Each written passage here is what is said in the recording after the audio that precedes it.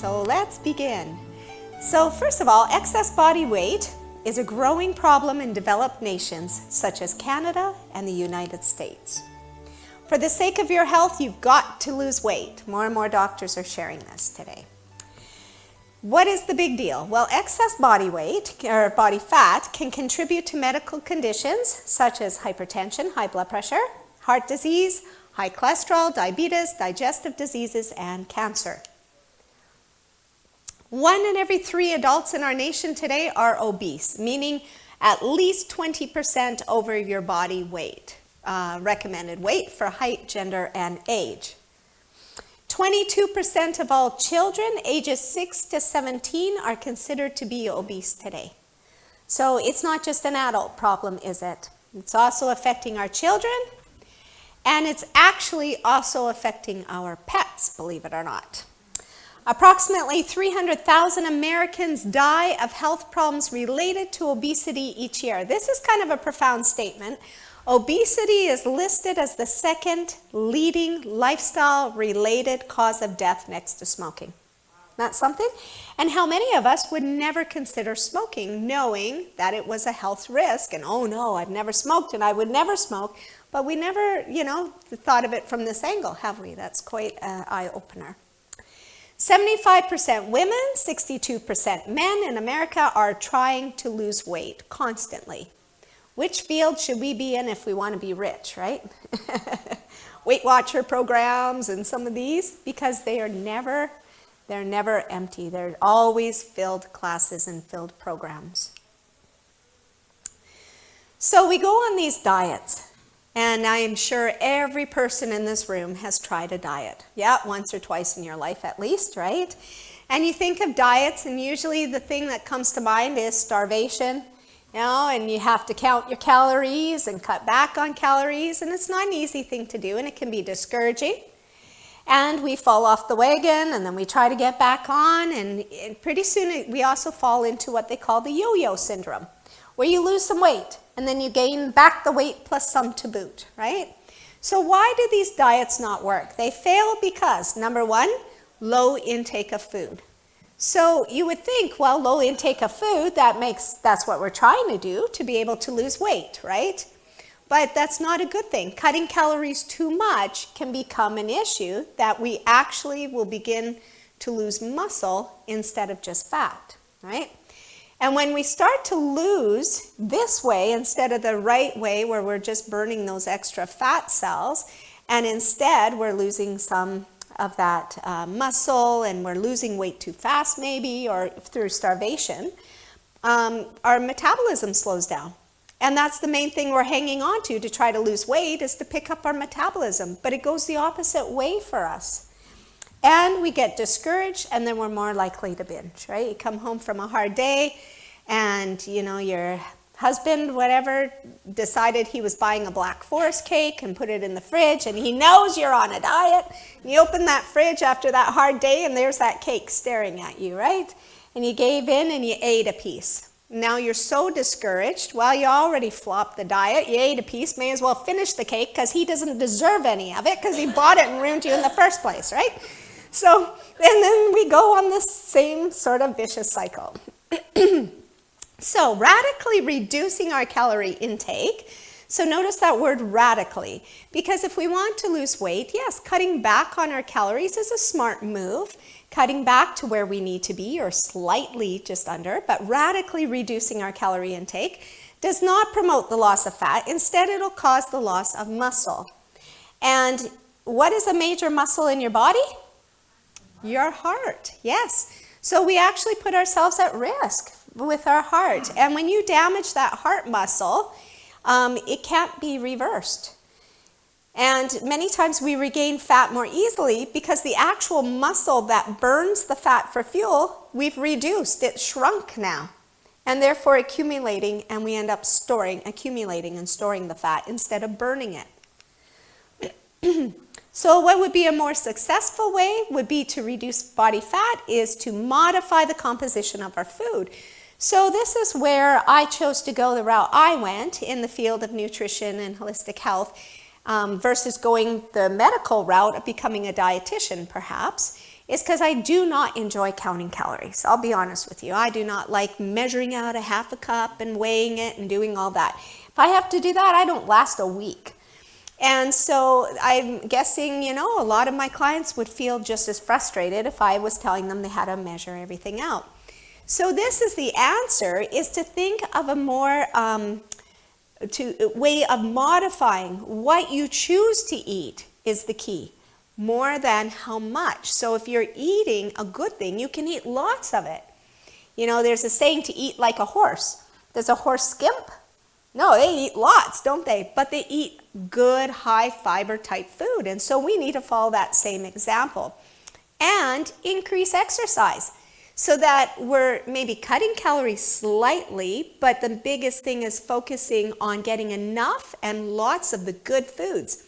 And surprising enough, when you eat enough of those good foods, if you actually added up the calories, it'd probably instantly be less than what you were eating ever before. So you don't even have to focus on trying to cut those calories. It'll just happen. Excuse me. So the other thing is the activity, right? We use the calories, take in the calories, but we want to burn those calories through activity using our energy. The problem is today we have less activity than what's even needed or required for good health. So otherwise, what to keep your cells, your good cells reproducing, to balance out your hormones, to affect your immune system. We don't even do enough activity anymore to keep our bodies going at that rate, right? Many of us think exercise is for those who want to lose weight. Anyone thought that way? I thought that way. I used to be very, very slim growing up. In fact, so slim I was always called anorexic, and I used to think, to gain weight. Now I wish I could go the other way. I have to work harder the other way. But how our metabolism changes, right, with life and with age and having kids and all the above.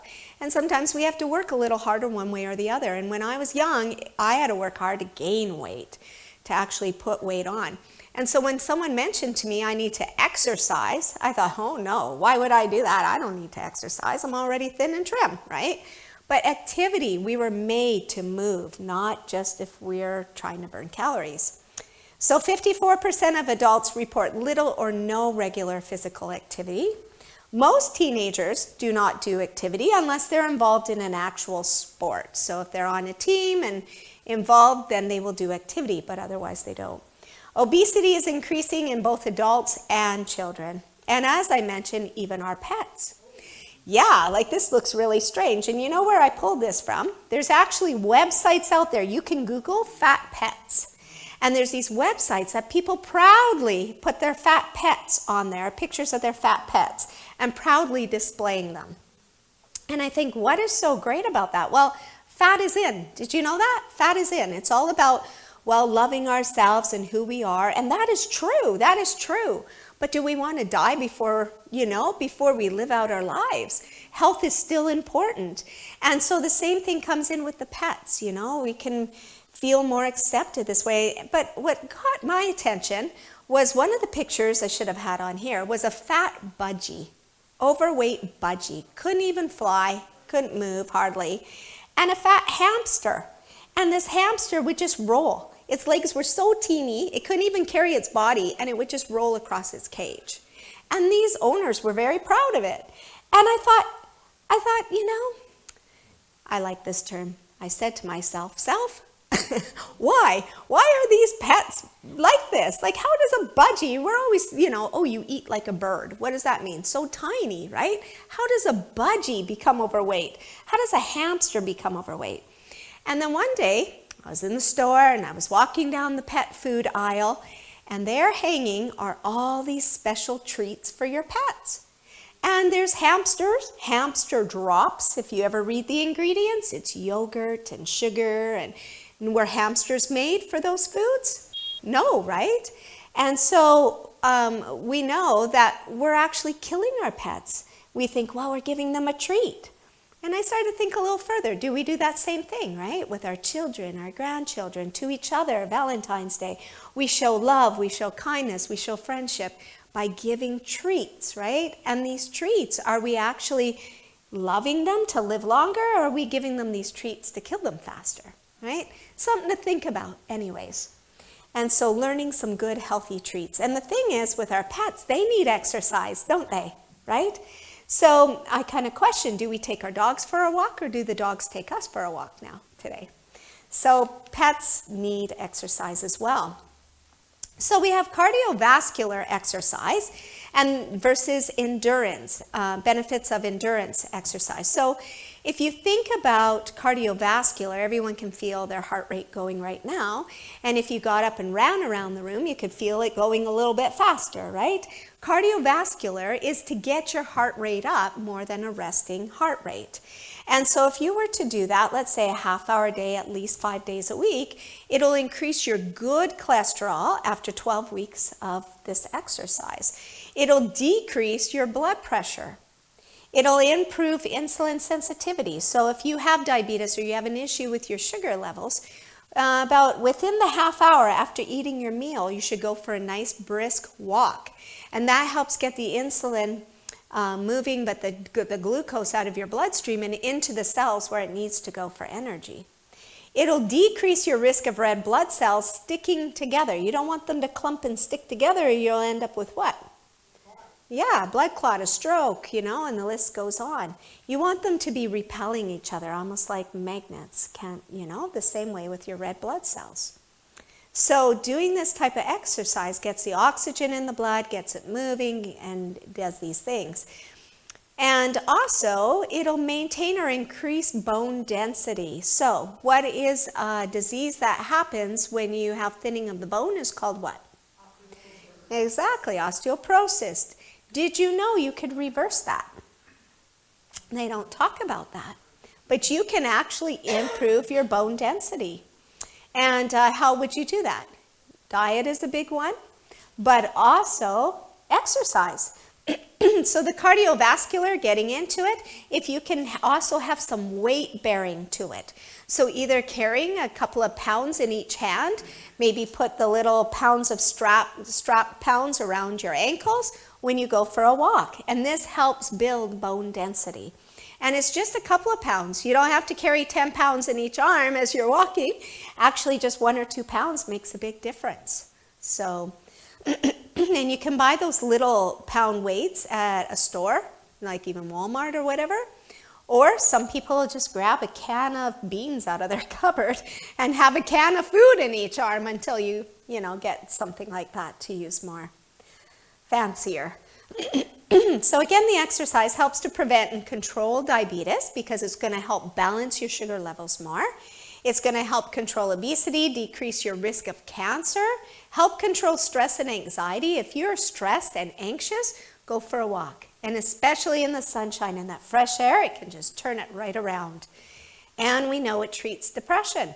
Do you know the number one exercise for depression? Anyone know? Sorry. What's that? Walking is almost number one, but there's one even better. Yes? Sunlight. Sunlight's part of it. Thank you. I don't know if it'll help, though. Got this frog. Yeah, I know, right? It was a veggie frog. Any other guess? One other exercise? No, that's good too. That's especially good for people who have arthritis or joint issues. Gardening. Gardening is number one for depression. And the reason is because your hands are getting involved in that, in the working of it, and it works the frontal lobe of your brain. And then you've got the exercise, and especially when you do it as the sun comes up and the sun goes down, that benefits you with the hormones in the brain as well for producing your serotonin to make you happy, melatonin to help you sleep at night. So very, very good. But walking is definitely number one overall for everything. And of course, unfortunately, here we can't garden in the winter. We also know it helps control osteoarthritis. It'll improve symptoms of Alzheimer's because now we're getting the blood flowing from the tip of your toes to the tip of your head, getting that oxygen moving, and it'll improve fibromyalgia. Quite a few people who have fibromyalgia, chronic fatigue syndrome, the exercise goes way down on the list because they have the pain and they're tired, but actually that's when we are needing it. Do what you can do. Start at the level you're at and work your way up. So, moderate exercise, ideally, this is what we want to do, is burn about 150 calories. So you can look at these different activities and you can see that you can burn 150 calories in a number of different ways here. Brisk walking, that's the half hour, your half hour a day. If you were to jog and run, now it's cut time, right? 15 minutes, you'll accomplish the same. The active gardening is the same as walking. So the 150 calories, both situations. Okay, exercise aids in circulation, digestion, elimination, right? Minimum 3 times per week. Best if 6 times per week. So 5-6 times a week is the key for a half hour. 30 to 60 minutes of aerobic activity. If you are trying to lose weight, those first 30 minutes are cardiovascular. After the 30 minutes is when you really begin to shrink the fat cells. Okay? 10 to 15 minutes of strength resistance training. And a target heart rate for exercise should be between 60 to 80% of your maximum heart rate. So I'll show you a couple little tricks. I think I have slides on that. If not, I will remind me and I'll tell you how to know if you don't want to figure out 60 to 80%.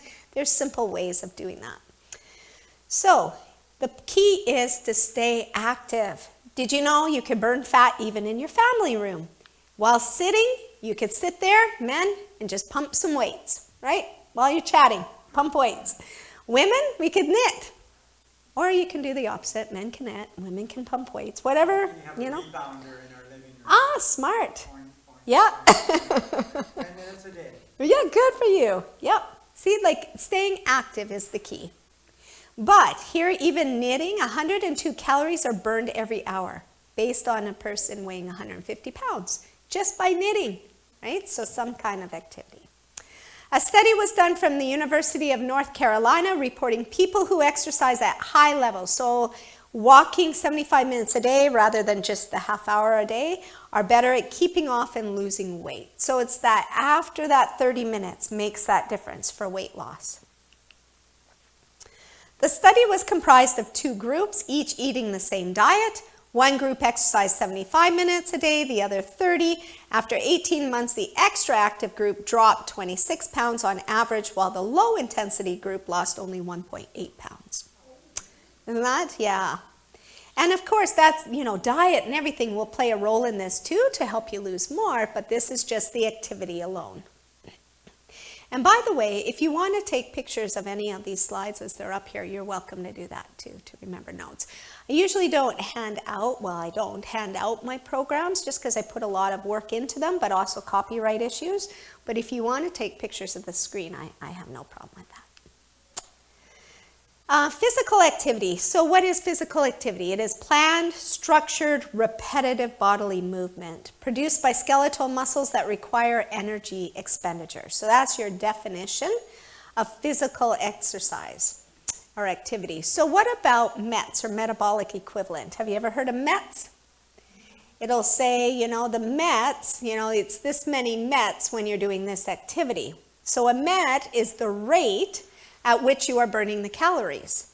So 1 MET is what you're doing right now. Sitting and resting in your chair, you have 1 MET, the amount of energy your body expends per minute while sitting for resting quietly. You'll burn 4 times your calories, so you'll be 4 METs, 4 times the energy burning, if you got up and started to walk laps around this room. And then if you decided you were going to start jogging around, it would be 10 METs, meaning you will burn 10 times the calories of what you are right now sitting. That's all it means when it comes to METs. So you can see down here, the running, versus the walking and so forth, how many calories you would burn on the right there, according to the METs.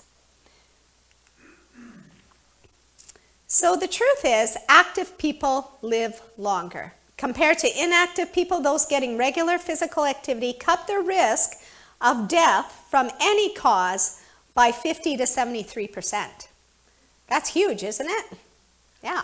Fitness levels determined here are just from the treadmill. So high fit versus low fit. So what I want you to see, the one compared to inactive people, compared to very active people is at the end.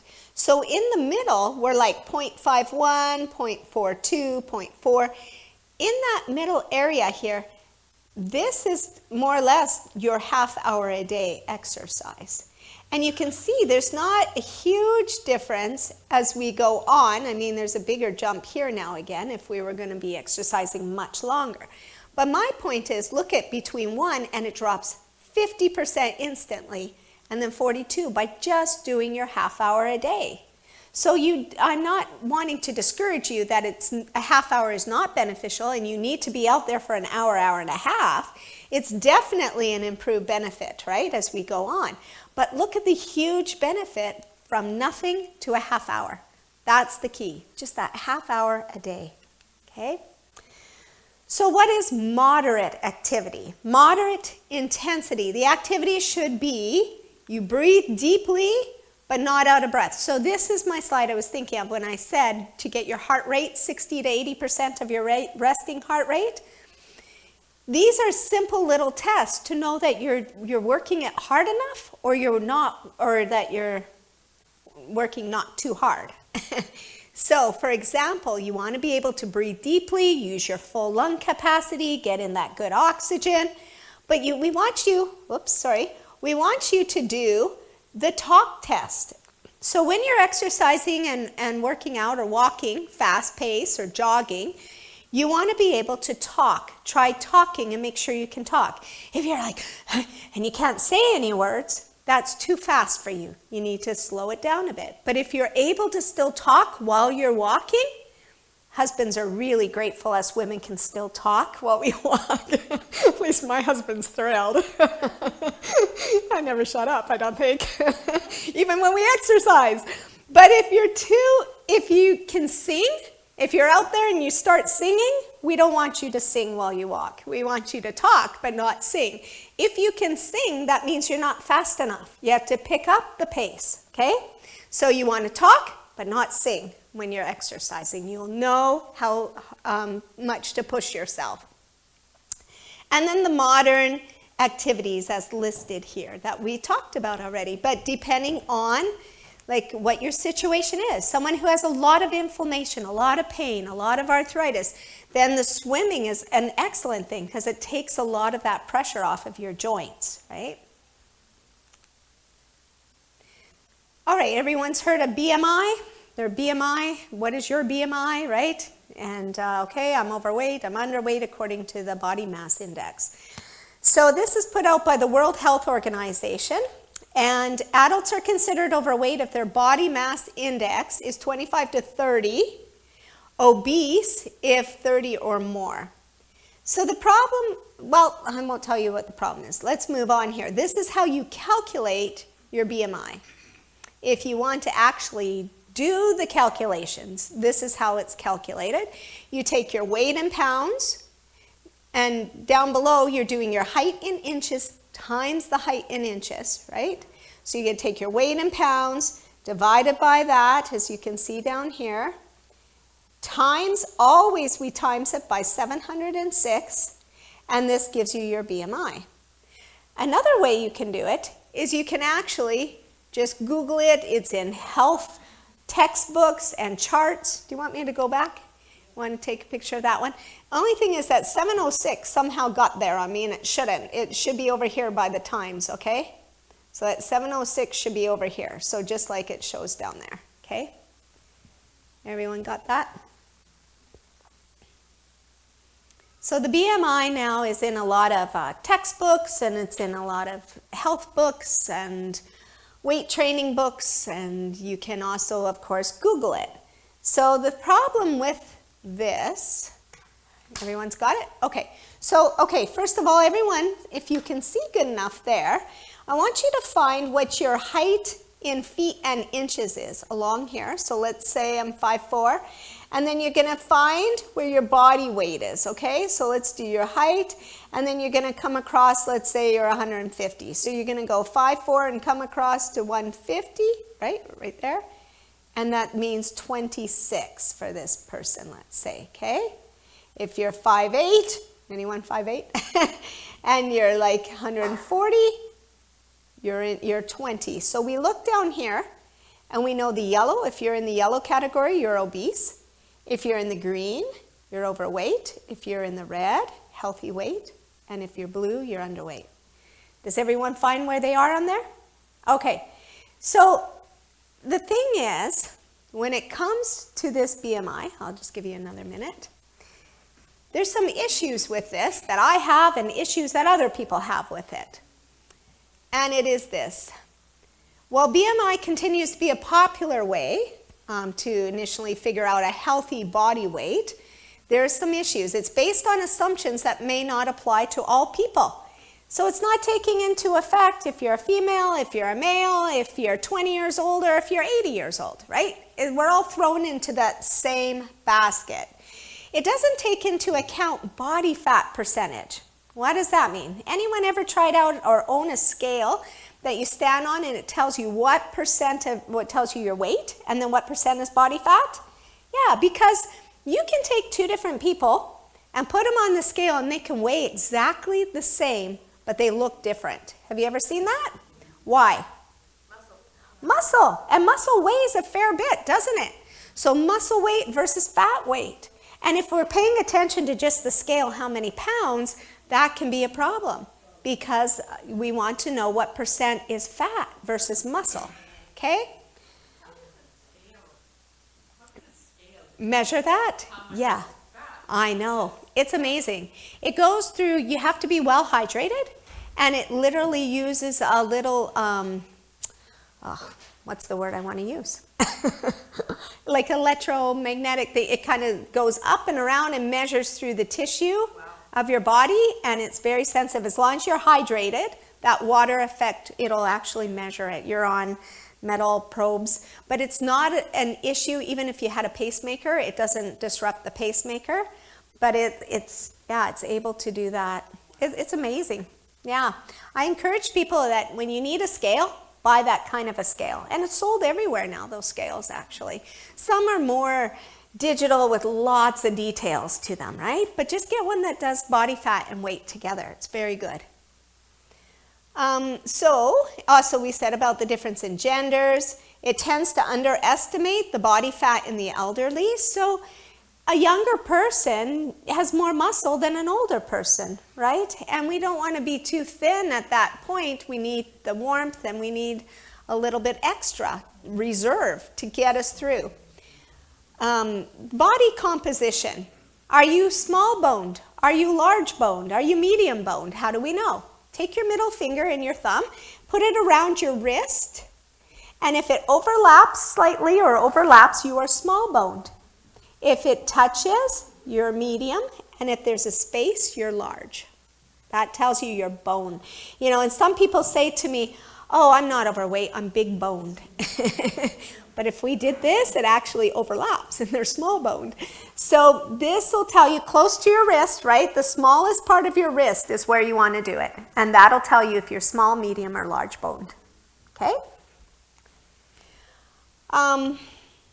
It overemphasizes the scale weight as ideal body composition, right? And it doesn't account for other lifestyle risk factors aside from the weight. So hopefully when you step on a scale, it doesn't say this. But if you did have a scale that measures body fat, this is the ranges you want to be in. So you can see that male and female are different, right? Female, we actually need more body fat than males. And so males under age 30 versus over age 30, females under 30 versus over 30.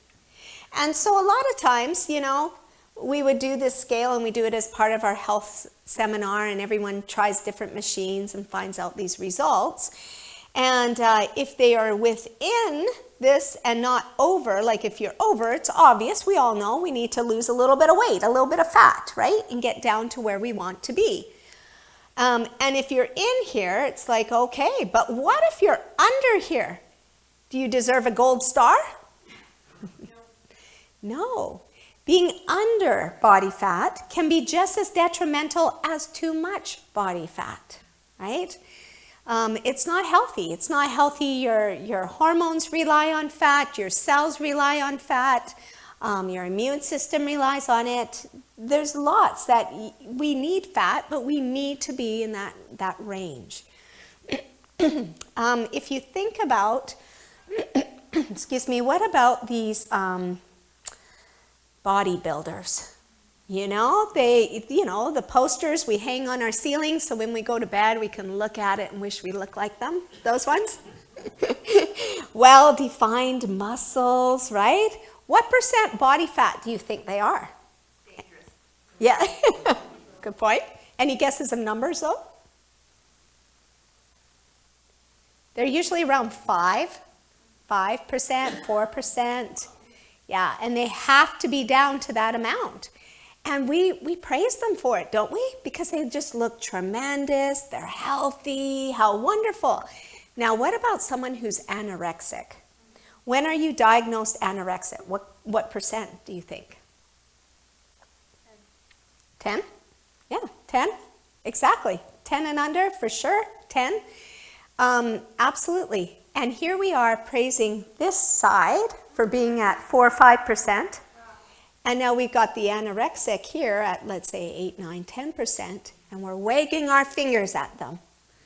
Aren't we sending mixed messages that are very confusing, aren't we? And that person who's that bodybuilder is not any healthier than the anorexic, right?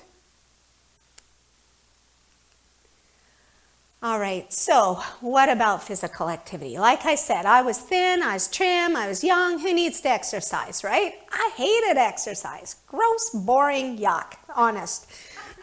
So, ever hear this? I don't like to exercise. That was me, 100%. So, why don't you like to? Bad experience in the past, no pain, no gain. Ever hear that? I was always told that. No pain, no gain. That's what we were taught in our gym classes at school. And I think our gym classes in school made me hate exercise. All right, we're all excited, ready to play soccer, but first you have to run 20 laps around the field and then somehow muster up enough energy to play soccer, right? It's like this whole exercise is really overrated.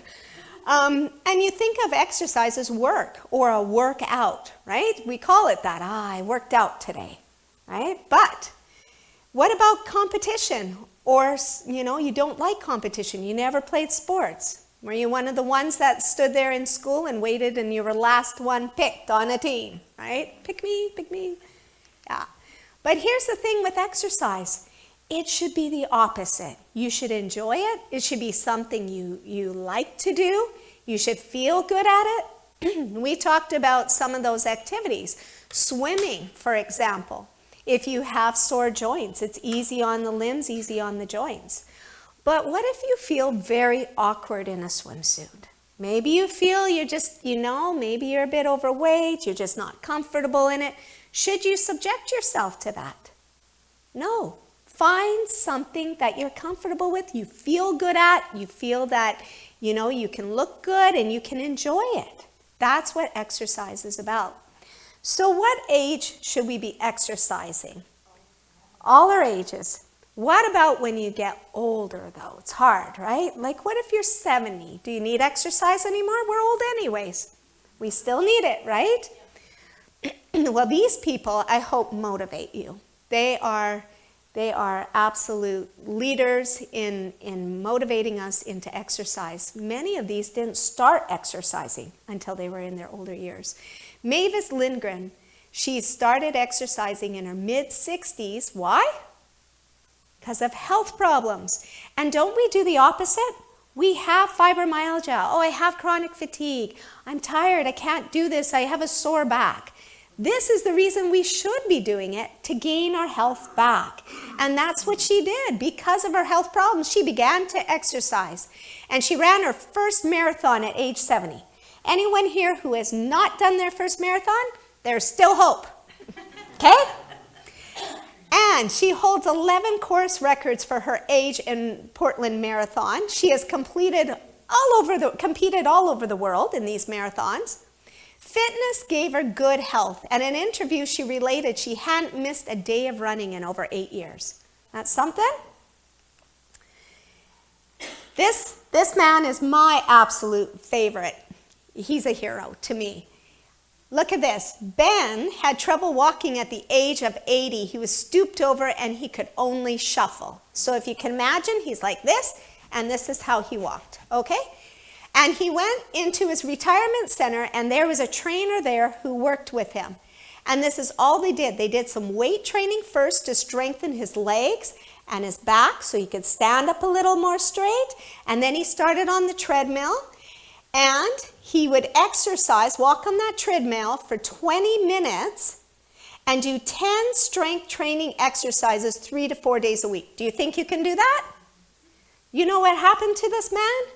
He felt so good at 100 years old, he decided to compete in the Senior World Olympics. Now, this is the funny part. He set a new world record for 100-year-olds. I don't know what new world record is. I don't know how many 100-year-olds were actually in that world record. But just the same, isn't that incredible? This man went from stooped over and could hardly walk at age 80, and now he's competing at age 100. My husband and I have always had a dream of doing a senior lodge lifestyle center, and this is why. I really believe if we gave everybody the chance of diet and lifestyle, they could live on average at least 10 years longer, right? But we could do this, even though we don't have this lifestyle center to do it, we can do it by encouraging each other and working as a team and doing, in your community, going for some walks each day and just uplifting one another. Do you know he went on from there, and at 103 years old, he set another world record in shot put. Isn't that incredible? Very, very neat. All right, and this lady, she's the world's oldest woman marathon finisher, Gladys Burrell. Some of you have heard of her. Age 92 from Oregon. She finished in 9 hours, 53 minutes back in 2010, setting a new world record for her age group. She finished the Honolulu Marathon 5 times. She ran her first marathon in 2004 at the age of 86, okay? She says, I take care of my health. I think positive. I always exercise. She trains 30 to 50 miles a week with her partner, 66-year-old George McCarthy. Is that something? So great. So she says, it's important to think positive and to dream. Remember, attitude, right? I do a lot of laughing. Laughter is important. Do you believe that? I do. I love to laugh. Laughter is great. When I don't get enough laughter, I just call this lady. So get her number if you need to laugh with someone. But it builds your immune system, right? It's very good for you. My faith is important to me. She happens to have been a Seventh-day Adventist. She did eat some fish and fowl once in a while, but she was mainly vegetarian. She didn't drink alcohol or smoke.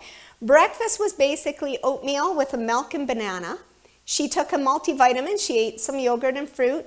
She did drink coffee now and then, but mostly water, juice, including carrot juice. She said, I power walk 6 days a week in all kinds of weather, covering 30 to 50 miles a week. Can you imagine? I never have any pain, and I love gardening. This lady was in a lot of pain when she started, and she reversed all that by walking. Yeah, they've all passed away now, sadly, but they've left behind their legacy for us to follow and be encouraged by. So the question is, are you going to leave behind a legacy? Are you going to encourage others, right? That's what we're here for. So let's talk about our plate. How do we, when we talked about, not calorie counting and weighing and everything, how do we know what to eat? So there's some what we call macronutrients. Those are the bigger nutrients that you require. These are essential nutrients in the body and needs of large quantities for energy to support various bodily functions. The 3 main macronutrients are your carbs, fats, and proteins. So do you notice carbs, fats, proteins, those are macronutrients, right? Does it say you only need protein? Does it say you only need carbs? No, right? We need all 3. All 3 are macronutrients. We need them all. And so calories per gram of macronutrients, if you look here, 1 gram of protein is 4 calories. 1 gram of carb is 4 calories. So they're the same. Do you see that? When it comes to calories, it's the same. And 1 gram of fat is 9 calories. We know that fat will add up our calories very quickly. And so what should our plate look like? Boy, I don't know what's happened to my slide. Something changed all on it, so I apologize for that. This S here should be over there, but anyways, you can figure that, right? So 25 to 30 protein, 45 to 55 carb, and 18 to 23. So if you picture your plate, 1/3 would be your protein, 2/3 your carbs, and use your fat as your garnish. Pretty simple, right? Keep things simple, and we will follow them.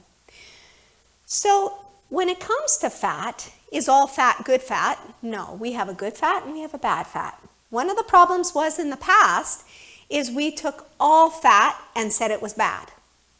But we do know now we need fat, but it's a good fat that we need.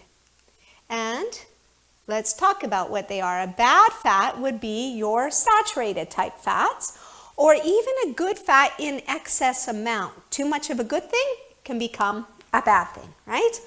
Heated unsaturated fats. So you can take an unsaturated fat and heat it and it changes the composition, and now you end up with hydrogenated fats or trans fats, right? And we all know those aren't good for us. Your good fat is what we would call essential fatty acids. So your essential fatty acids are your omega-3, omega-6, omega-9. And what are the benefits of these good essential fats? One is they are anti-inflammatory and anti-pain. So what conditions would people have particularly that you would think of would benefit from this? Arthritis. Excellent. Absolutely. Anti-blood clotting.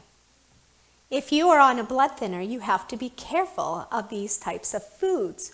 But why not eat the foods, right? And naturally, and natural anti-blood clotting.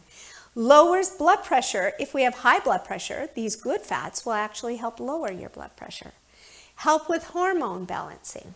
A lot of women in their menopause years will take primrose oil, which is omega-6, right? So it can help with those hormones.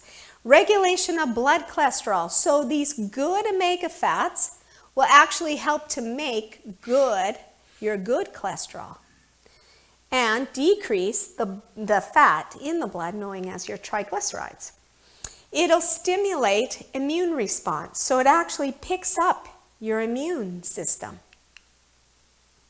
Here are some foods you may not always think of that contain some of these omega fats. So your avocado, turnips, sweet potato, bananas, right? We don't tend to think of these foods having high amounts of omega-3, but they do. A number of our plant foods have some of this in it, and if you're eating a variety, you're going to get that nice amount that you need. The highest in omega-3, of course, usually are in our nuts, our seeds. Their omega-6 is very commonly found in our beans, our leafy greens. So we get more omega-6 because of the food that we eat. It has more omega-6 in it. And so we have to work a little harder at getting omega-3 in our diet.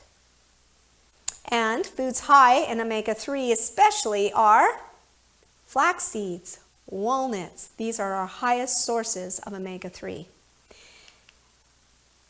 So they're called essential fats because your body does not make them. You have to get it from the food that you eat. Now, as essential as these fats are, they are also very, very sensitive to things like heat, and it's exposed to any heat, processing such as canning, sugar. These things can kill them off in our body. Let me go back here. And bad fats, such as the hydrogenated oils. In general, when it comes to these omega-3s, we have to be careful with them: heat, oxygen, and light. So if you take a flaxseed, for example, it's in a very hard shell, right? It's protected. You can keep that on your shelf and it won't go bad. But as soon as you grind it now, you've exposed that oil. You want to put it in a darker container. You want to keep it out of the light, right? For that reason, do not cook with the oils. So flaxseed oil you don't want to cook with.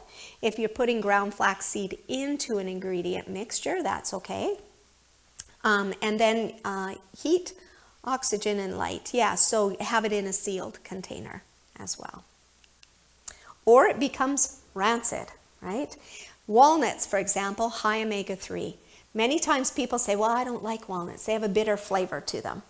That's because they're already going rancid. You want a nice fresh walnut. I remember I used to think I was allergic to walnuts, actually. I would eat walnuts and I would get a sore tongue instantly.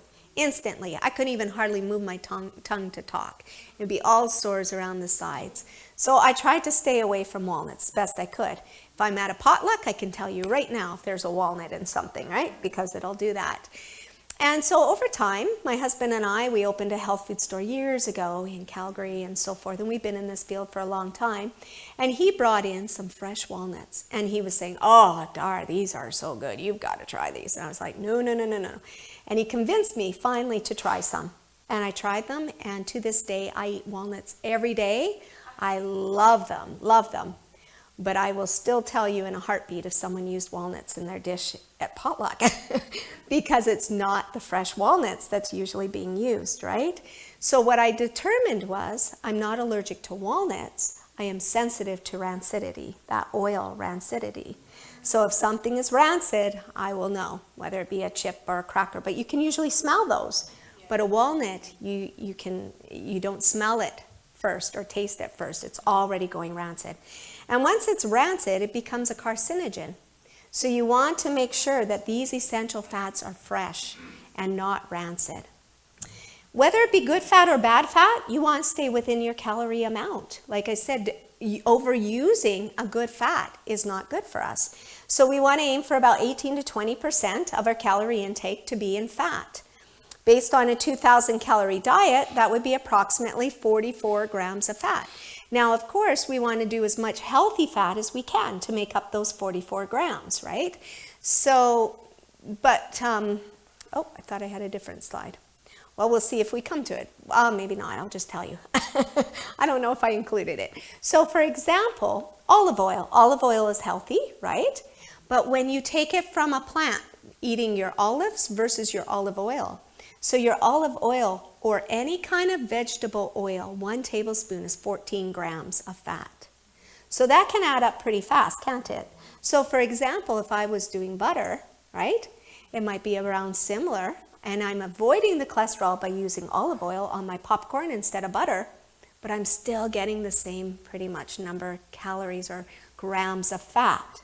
So you just have to be wise in how much you're using, even of a good thing. But things like cheese, just a little ounce of cheese, very high fat. Ice cream, of course, and depending on the brand, it can be even higher. One trip to McDonald's in a meal, and you've got more fat than you need for your entire day, right? So that's very concentrated. So fat yields not only more than twice as many calories per gram. So you remember the carbs and proteins were what? 4, right? 4 grams, or 4, and these were 9. So is very easily transferred into your fat stores. It's harder to break down fat. And if you're not breaking down that fat, you store it. Oh, here we go. I'm trying to memorize this whole chart. It's all here for you.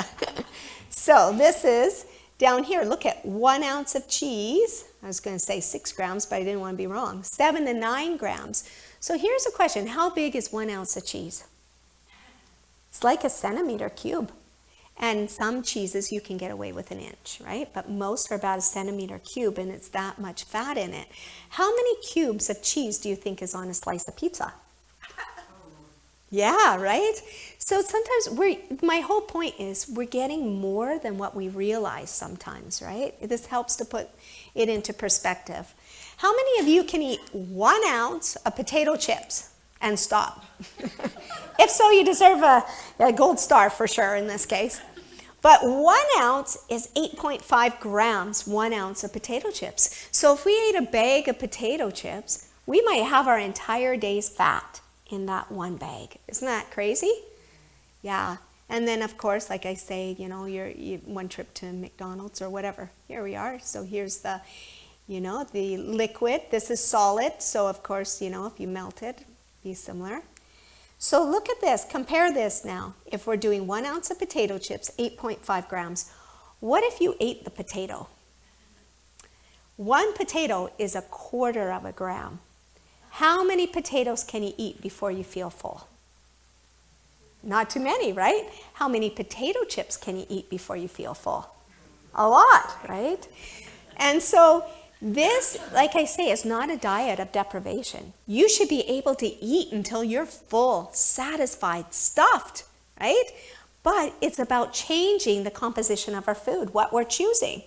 And if we're going to go with a baked potato, or we're going to go with some spaghetti pasta, or whole grain breads, or rice, brown rice, or whatever, right? Look how much fat is in that. You can eat a lot of those things before getting to 40 grams of fat, right? So these are what we would call carbs, right? And people say, well, I can't eat carbs, they'll make me fat. Does that look like it's going to make you fat? No. So where does it get that reputation from? It's not the food, it's what we put on it in many cases, right? So we have to be careful when things say fat-free or low-fat. It's a kind of a sad joke. But anyways, there's this guy that was driving along, and there was this fast food joint, and there was this big sign out, and it said, fat-free French fries. So he stopped, and he went in, and he bought the French fries. And he got his bag and paid, and he was noticing the oil coming through the bag. And he said, I thought these were fat-free. And they said, oh, yes, sir, we charge you for the fries, but the fat was free. So, I know, it's a very sad joke. I'm never going to hear the end of it. Okay, so the point is, it's misleading. Even when you're buying products on a grocery store shelf, right? It'll say fat-free, low-fat, right? And don't believe it all the time. It can contain high amounts of white flour, sugar promoting fat storage and weight gain. So it might not have the actual oil, but it's got all these other refined products that end up causing you to still gain weight on it. So 3 reasons for weight loss. 1, less intake of fat. So we want to stay within our percentile, right? That 18 to 20%. Intake of good fat that your body needs. What would be your good fat? Your omega fats, or things that are natural in foods, plant foods. So avocado, right? It's a great, good fat for you. The whole olives are excellent, right? Your raw nuts, your raw seeds. When you take your seeds and your nuts and you buy them roasted, they pour a bunch of oil on it first, then they roast it. So you got the calories of the nuts, but you also got the calories of the oil they poured on it. Now they roasted it and changed the molecular structure of that oil within that nut and seed too, right? So your raw nuts and seeds are the good ones for you.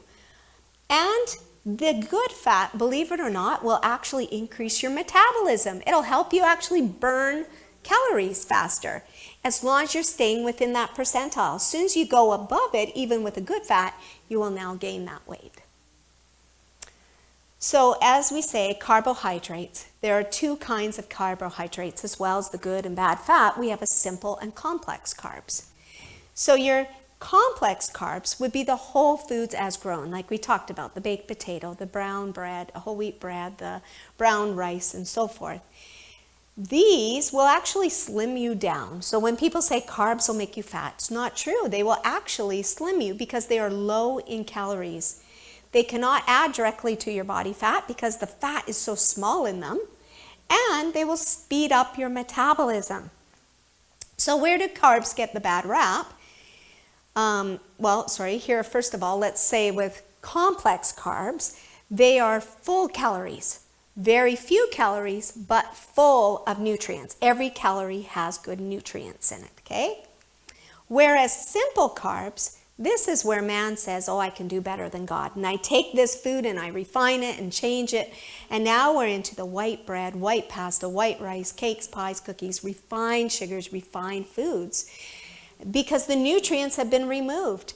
Fiber, very little fiber in this. Okay, whereas your complex carbs were high fiber, contains high number of calories and very few nutrients. So this is what we would call empty calories. Lots of them, but they're empty. No nutrients to nourish you. Have you ever had a really big meal and you know you're stuffed, but within a half hour you could eat again, even though you know you're full? That's because we were filled with simple nutrients. So the body's still hungry for nutrients. We're full, but it's still crying for more. And that's why.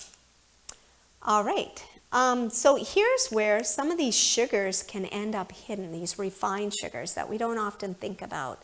Of course, we know a donut has sugars, right? And ice cream. Even jam, jelly made with real fruit, right, has chunks of fruit in it, but it still has sugar. And a jam or jelly, 1 tablespoon is 3 teaspoons of sugar. How many teaspoons in a tablespoon?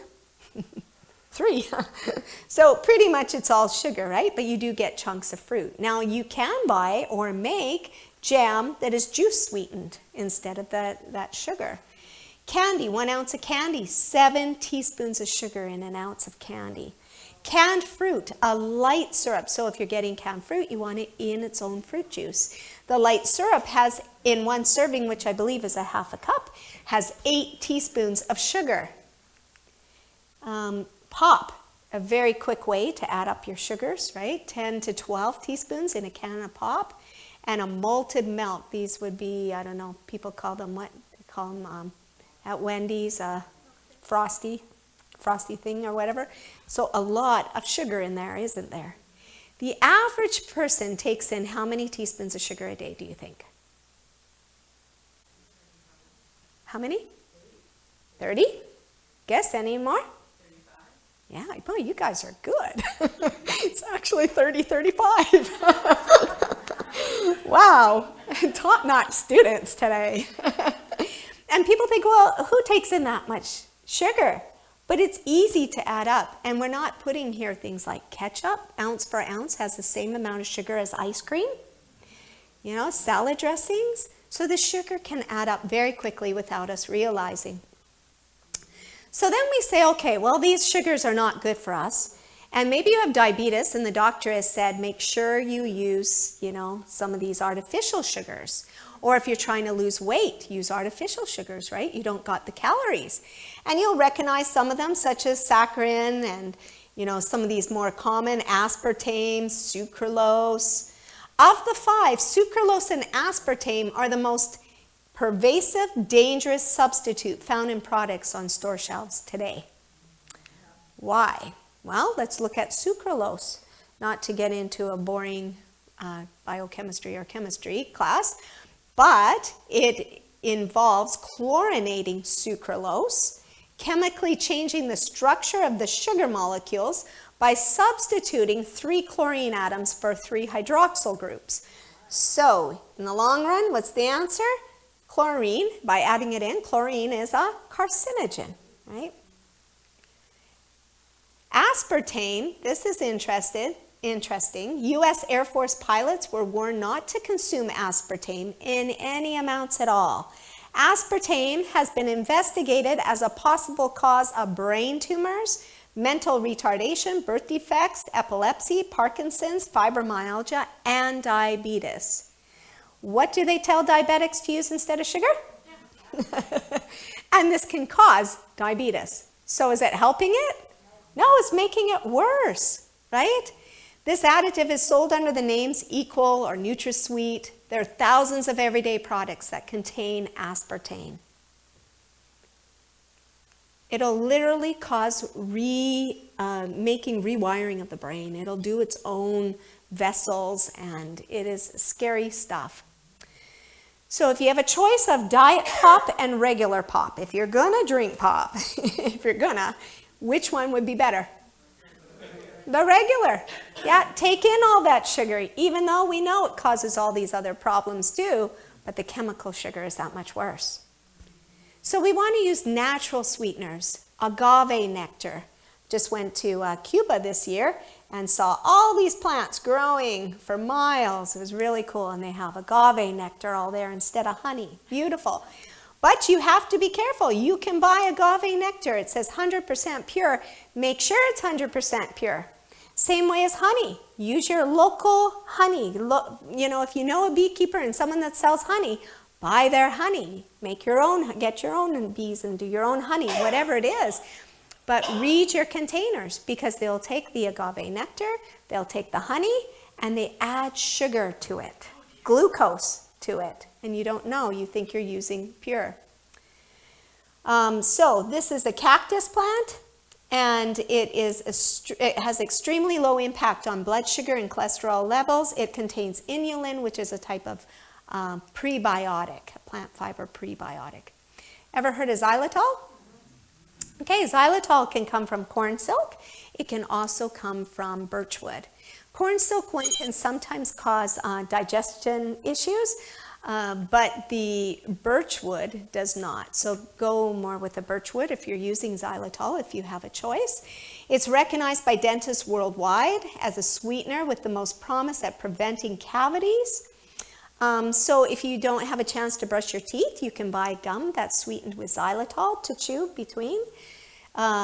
A popular sweetener for those who are diabetics. It is absorbed much slower. It's about half the glycemic index of regular sugar, I would say. It has like 40% less calories. If you are someone that suffers with dry mouth and you need to stimulate your saliva, xylitol will do that. So xylitol is a great thing for that. So it's dangerous for Dogs. True. Yes, not good for pets. Stevia. Anyone ever have a stevia plant? No? I've had one before. And it's pretty cool. If you pick the leaf and you eat it, it's super, super sweet. Yeah, and you can make like homemade puddings and stuff and just throw the leaves right in to sweeten it. You can buy the powders, you can buy the liquids, but just be aware that those powders are very, very concentrated. So 1 teaspoon of stevia powder is equivalent to a cup of sugar. It's 200 to 300 times sweeter than sugar. Isn't that something? The neat thing about stevia is 0 calories, but it also balances blood sugar levels. So too high, too low, like it's really good. You could use a few drops in your tea to try to help balance your sugars a bit too. What's that? Yeah, exactly. Where stevia will bring it to where it needs to be more. Yeah, it can help. So how do we escape these cravings? Because sugar can be really craving, right? Remember the children's story this morning, if you heard it, your taste buds change every 14 days according to what you eat. So if you can force yourself to eat more vegetables and salad and so forth, in 14 days you'll actually want those foods. So 14 days is the turnaround. And sometimes it's just a matter of making ourselves more occupied with other things, get our minds off of it. Sometimes just a relaxing bubble bath, or go for a walk, or play a game, or something different to get your mind off of it. 10 minutes later, you're clear. You're able to, you've forgotten about it, hopefully. So again, what should your diet consist of? This is what we're showing you. Again, the complex carbs, number 1, protein is the other third, and the fat for garnish. So the problem is what we put on these foods. What do you put on your bread? What do you put on a baked potato? A baked potato is only 0.25, a quarter, of a gram of fat, but do you put butter, cheese, and sour cream on it? How quickly those fats can increase, right? And so learning other options to use on your baked potato is the idea. Do you eat more than you think? Experts say most people underestimate their daily caloric intake by 25%. So that's why I'm saying when we think, I have to cut all these calories, not necessarily. Just modifying your food, chances are your calories are just going to drop substantially, at least by 25%, without even realizing it. So again, you don't have to sit and worry about counting the calories. It's about knowing what to eat more of and what to eat less of. So keeping a food diary will aid in your weight loss as well. Sometimes it's a reality check. We don't realize that extra 25% that we're getting. And so keeping a log, write things down, what you're eating and so forth. 2, you'll cut back on between meal munching. So those little bites, those licks, those tastes, over time will add up those calories. 3, you'll discover where your diet detours. Maybe you'll look over that and you'll go, wow, I really didn't hardly eat any salad this week. Or, you know what, I only ate a few apples. I need more fruit in my diet. So it kind of allows you to look that over. You'll learn why you overindulge. Maybe you'll look and say, wow, isn't that interesting? Weekends I'm okay, but during the week, supper time, I'm a mess. And that's because I come home from work stressed. Or, oh, you know what? Sundays I seem to really overdo it because I'm hanging out with my friends and socializing too much or something, you know? It kind of makes you realize why we're eating. Yeah. You'll see real results quickly. You are now able to experience control in your life.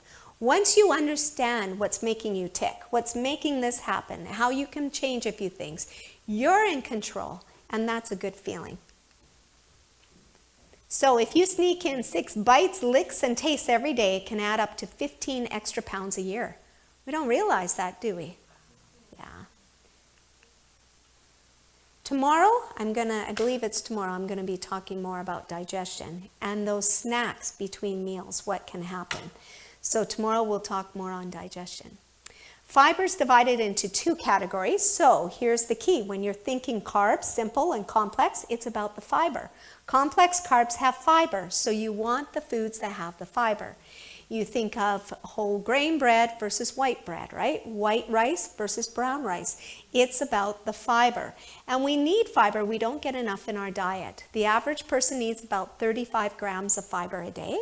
If you are diabetic, you want 45 to 50 grams of fiber a day. Okay? Fiber is what controls your sugars. Fiber controls your sugar levels. So, what am I doing? It squeals. Maybe my pacemaker is interfering. No, I don't have one. I'm not sure what's making it whistle, but you don't hear it once in a while? No. Ooh. You heard it? I've been hearing it. Woo! Okay, well, we'll see. What was I saying? Let me think. Oh, the sugars. Yes, and diabetics. So fiber controls those sugar levels, how fast the sugar enters into the bloodstream. So lots of fiber, right? Water-soluble and insoluble fiber. We actually need both kinds.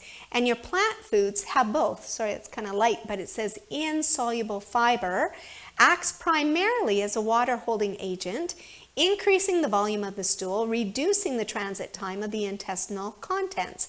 Insoluble fiber, okay? What is insoluble fiber? Do you know what insoluble means? If I were to take some bran and mix it in water, what happens to it? It floats. It's insoluble, right? What if I took oat bran and mixed it in water? It absorbs and goes kind of gluey, right? That's soluble. So water-soluble fiber is useful, like your oat bran now, in lowering serum cholesterol, levels, as well as lowering, one eye was shut during that typing, as well as lowering the blood sugar response and insulin requirements after a carbohydrate-rich meal. So that water-soluble fiber is going to aid that. Have you ever heard that oatmeal is good for lowering cholesterol? That's why, right? Because of the type of fiber that's in it. 5 main food groups containing water-soluble fiber. Do you see what they are? They're all plant-based, aren't they? Your fruit, your vegetables, nuts, grains, legumes. One more reason to hit the produce aisle. So, researchers at Pennsylvania State University instructed 97 obese women. You don't hear that? Maybe if I move this. Reduce their fat intake for 12 months. And then encourage one group to eat plenty of fruits and veggies. While all the women lost weight, the second group dropped 4 pounds more on average. The produce aisle foods are fiber-packed and therefore especially low-cal and filling. So the focus was on what the participants could eat and not what they needed to avoid. And that's exactly what I want to get across to you here. Focus on what foods are good for you, that you can eat lots of them and enjoy it and don't feel like you're deprived, right? Have you heard of psyllium husk? Yeah, that's a fiber, and it's a good fiber. It won't upset any intestinal flora. It'll gel, so when you mix it in water or, you mix it up, drink it right away, otherwise it goes thick and you can stand a spoon in it, and it's really gross at that point. But through its gelling action, it helps slow sugar absorption from the digestive tract. Without a gel-forming fiber, sugars are free to rapidly be absorbed in the bloodstream and raise blood sugar levels. So again, if you're trying to watch your sugar levels, you can take a half to 1 teaspoon of this psyllium husk, mix it in water, and drink it at the start of your meal. And that'll keep you from overeating, It's going to give you the fiber, and the sugars are going to go much slower into your bloodstream. And this is a great way of fiber. You can also throw this into your food.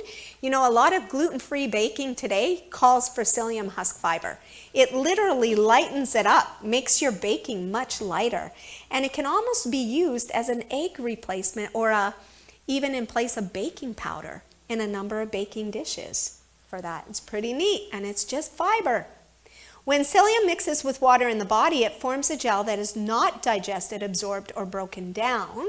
When this gelled psyllium and sugar are present in the digestive tract together, the gelled psyllium traps some sugars, slowing down their absorption.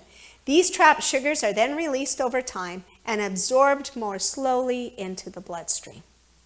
Pretty neat. And very, very good for all of us. So you could get it in the powder, or you can get it in the husks. The powder is more ground down, so if you use the half a teaspoon of the powder, you'd use a teaspoon of the husks, so it can be interchangeable. Chia seeds, another excellent source of fiber. Chia seeds, how many of you have ever made chia pudding? Yeah, very good. My sister would always have to do these fiber drinks and fiber mixes to keep things regular. And I went and visited her and I said, have you ever made chia pudding? So we made chia pudding together. And now she makes it every morning for breakfast. She needs no other fiber drinks, no nothing. That chia seed works perfect for her. Very high fiber. In 2 tablespoons, you get 10 grams of fiber. 8 grams of omega-3, so your good fat. It's got 5 grams of protein. Now, it might actually be higher. I've put this on the lower end. A lot of times I've learned it's 4 grams in a tablespoon even. So it could be anywhere from 5 to 8 grams of protein in 2 tablespoons. 18% of your daily calcium, 27% phosphorus, 30 of manganese, and then it's got potassium, zinc, and copper. So how do you make chia pudding? I'm going to tell you. It's so simple, okay? You take a 1/4 cup of chia seeds. Well, you can half this if you don't want this big of a dish.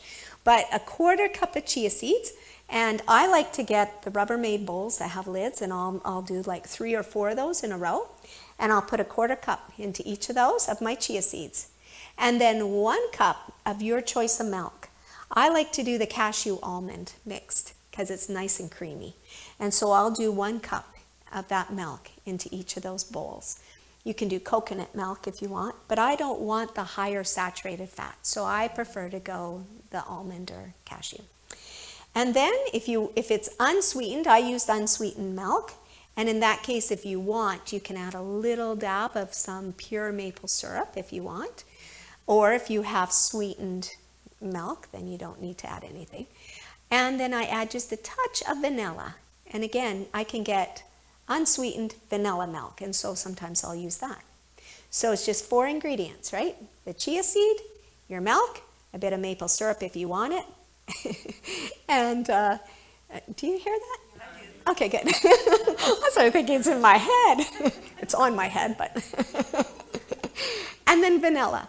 Okay, so it absorbs, and it absorbs that liquid. So you want to let it sit for just a couple of minutes.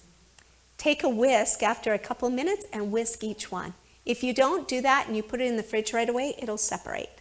So after a couple of minutes, I just whisk it, put the lid on, put it in the fridge, and that's my breakfast for the week. What's that? Oh, carrot powder adding is very nice, yes. Another one? Someone else say something. And so then in the morning, if you want that whole bowl, you can, or half of it, and just put some berries and sliced bananas on it. It's very good. And you feel full. Like honestly, I can go all day and almost skip lunch. It gives you that energy. So if you're looking for more protein, this is a complete protein, by the way, as well. So your protein, your fiber, your calcium, it's a magnificent seed. Throw this into your smoothies as well is another option, okay? So, did you know that stress can cause you to store fat, to gain fat? What is this common stress hormone called? Cortisol. So stress releases a hormone that stores fat, and cortisol will cause you to store fat. Cortisol will raise your blood pressure and it'll create insulin resistance.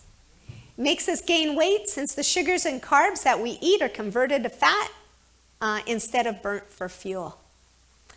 Skipping meals or under eating will cause your body to perceive this as famine. Did you know that? Yeah, and you'll actually make cortisol from missing meals as well. Some people say to me, I don't get it. I'm so overweight. I only eat one meal a day and it's hardly any food. This is a big reason for it, right? And they're dealing with other stresses in their life too. The body then readjusts to survive now on fewer calories. It no longer needs the same food requirements, learning to survive on less food in the false state of famine. Now, when you suddenly return to eating normal, what happens? You gain the weight because now you're taking in excess calories that the body feels it doesn't need. So, to try to lose more weight, you then have to eat less, and that's why now some people are just on hardly any foods, and they're still not losing weight.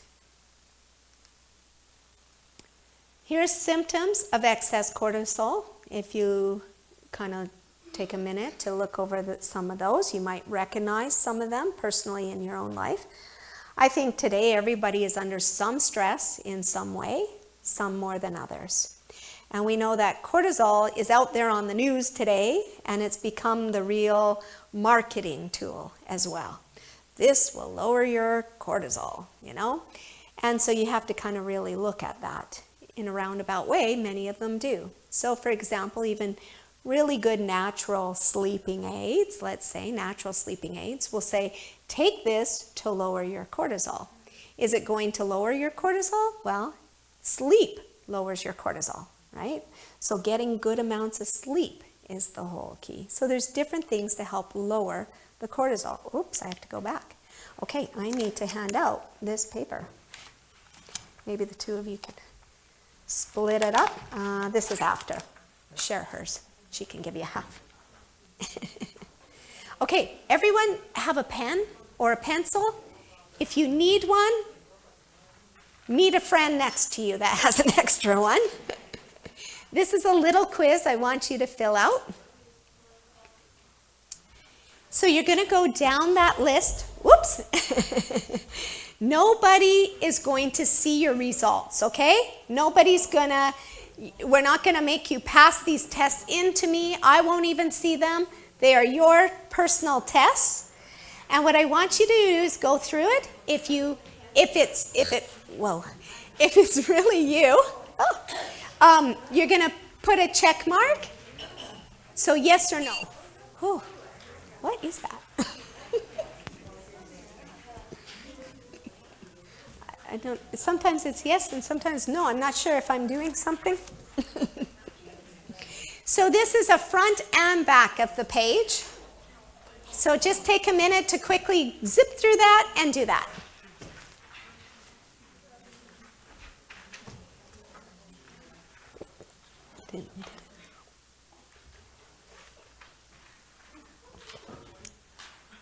Oh, Jill is a very good person to make friends with.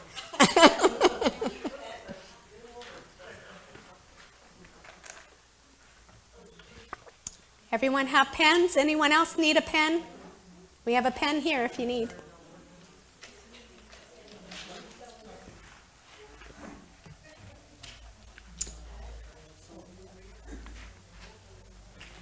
Oh, thank you. It's okay. All good. So front and back.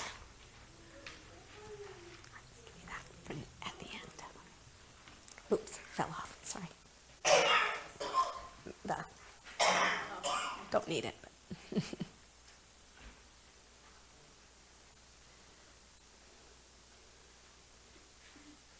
So remember, when you finish one side, flip it to the other.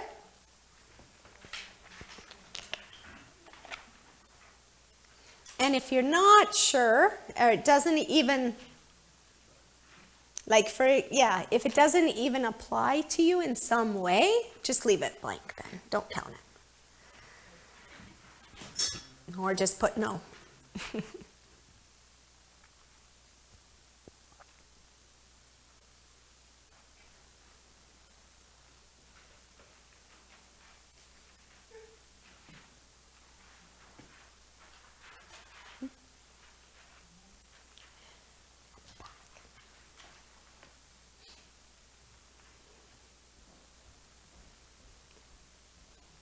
And then when you're done, you're going to count all the yeses and put it in the square that says score on the back page.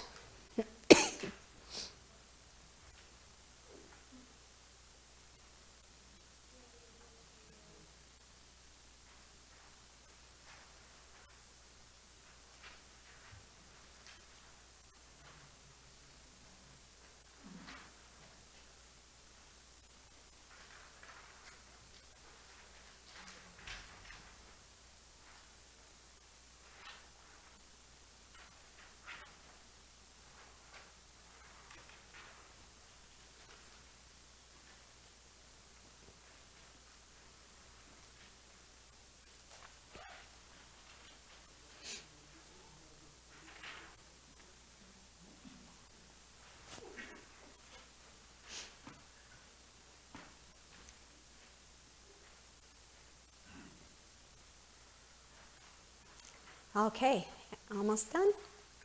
Sorry, I don't want to rush.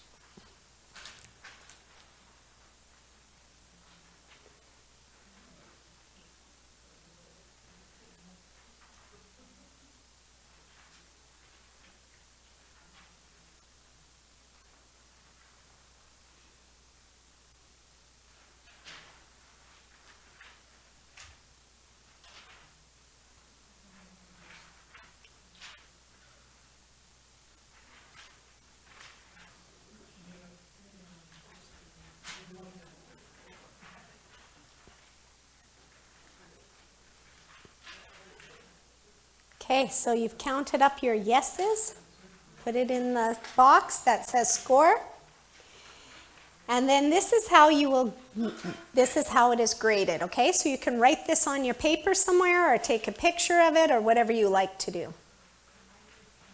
Just count up the yeses. Count up the yeses, yeah.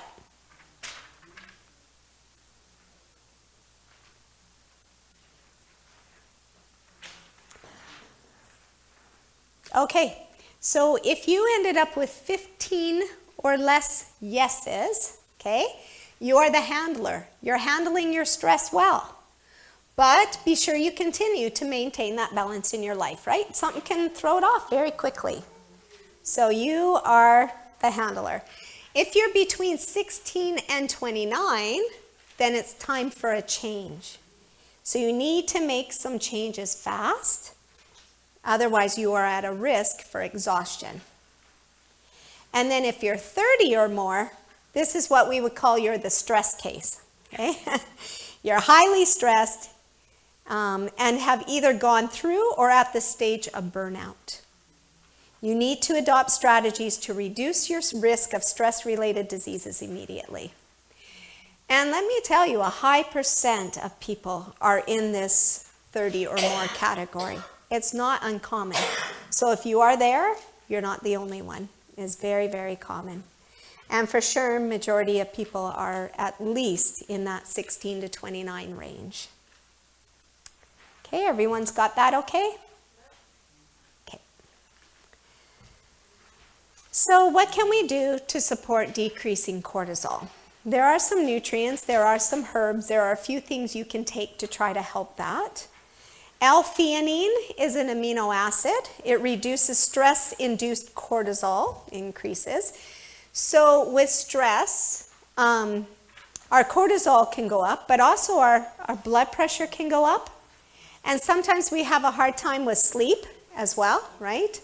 L-theanine can relax you, can help you sleep a bit. It can help with blood pressure. So if you have high blood pressure, sometimes L-theanine can be helpful, okay? Everyone hear of ashwagandha? That's the big one out there right now. Take ashwagandha for cortisol. So it's a powerful adaptogen, frequently researched for lowering cortisol levels. So you would take this in a capsule form. Sometimes it comes in other mixtures. Sometimes it comes by itself. It can help you sleep. So a lot of times is it me?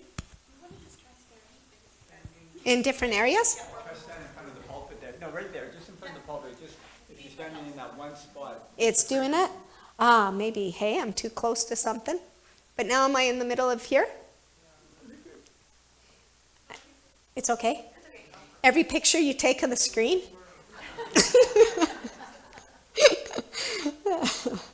Okay. Yeah, that's better. Whew, thank you. I was really working on my nerves. I was going to have to take some real B12 after this one. It's almost like the chalkboard, you know? Okay, so ashwagandha, if you're taking an ashwagandha capsule, a lot of people will take like a 400, 600 milligram in the evening at night before bed. It'll help them sleep and it can help to lower that cortisol.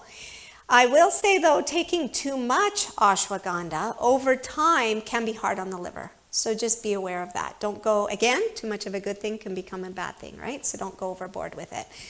Vitamin C. So yes, you can, supplement with vitamin C, but also lots of citrus fruits, peppers, that kind of thing. High in vitamin C. Vitamin C supports your adrenal glands, which are affected, of course, from the high amounts of cortisol. Rhodiola, again, is very similar to the idea of ashwagandha. It regulates the cortisol and improves mental performance, so it can even help with people who suffer a bit of depression. Magnesium goes with the vitamin C, as well as B vitamins. Those are the three things your adrenal glands require. B vitamins, magnesium, and vitamin C. You will burn those three nutrients very quickly from stress, so you have to replenish them. So that is why so many people need magnesium today, and why we're always saying, oh, everyone should take magnesium, is because of the high amounts of stress we're into. Stress will burn magnesium. So taking it in the evening can help to relax you.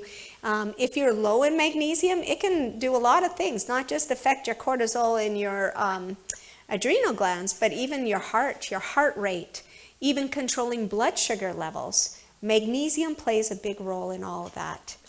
Okay, and then holy basil also fits in with the ashwagandha, the rhodiola. Sometimes they put those all together in a complex mixture, and again, helping to lower that cortisol. And it's interesting because one research thing was saying it indicates that holy basil may reduce cortisol by up to 36%. That's quite a bit, isn't it? So if you find you're under a lot of stress, and yes, you need to make, in some ways, diet changes, environment changes, whatever it is, but sometimes these can be helpful to kind of make it happen a little faster for you. So your adrenal glands are the two bits of body tissue that are very important. They sit just above your kidneys and respond to triggers from the hormone play director, the hypothalamus. So everyone's heard of the fight or flight response, right? And so you've all felt it, scared when your heart suddenly pounds and breathing quickens, and it's one of the jobs of the adrenals via a blood sugar releasing mechanism. So the fight or flight response, I don't think it's coming. What I want to say is when there's a good purpose and plan for that fight or flight, right? Suddenly you can have all this energy and you can, this is it, adrenal hormones, they'll help to maintain elevated blood pressure, create internal changes needing to deal with all kinds of stress, emotional shock, infection, overworkload, right? Weather changes, environmental chemicals, trauma. Over time, it's made to, your adrenal glands are made to deal with those stressors. And your body will do what it needs to shift and maintain and try to find homeostasis to get you through it. But if you stay in that chronic stress mode, eventually things go off balance. It can no longer try to achieve that homeostasis. And the reason is because your actual adrenal glands will burn out. Some people become what they call adrenaline junkie. I think that's what I was, especially as I was younger.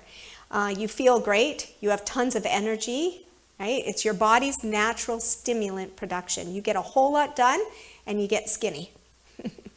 And so what's there not to like about that, right? Sounds really great. But the problem is you cannot sustain this state indefinitely. Eventually you'll fall off the cliff and crash. And when that crash comes, you'll reach adrenal burnout. And it's not pretty.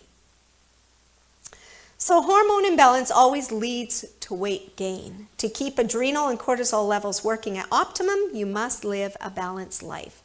Not just lifestyle, but diet as well. Everything within balance. So what kind of things do we actually worry about? 40% will never happen. 30 is of the past, which can't be changed. 12 is criticism by others, which is usually untrue. 10% is our health, which gets worse because we worry about it. And 8% is the real problems that usually can be solved, right? So serotonin, you've heard of that? That's what makes you happy. This is a neurotransmitter, one of the chemical communicators in the brain. Normal serotonin levels provide a sense of well-being and contentment.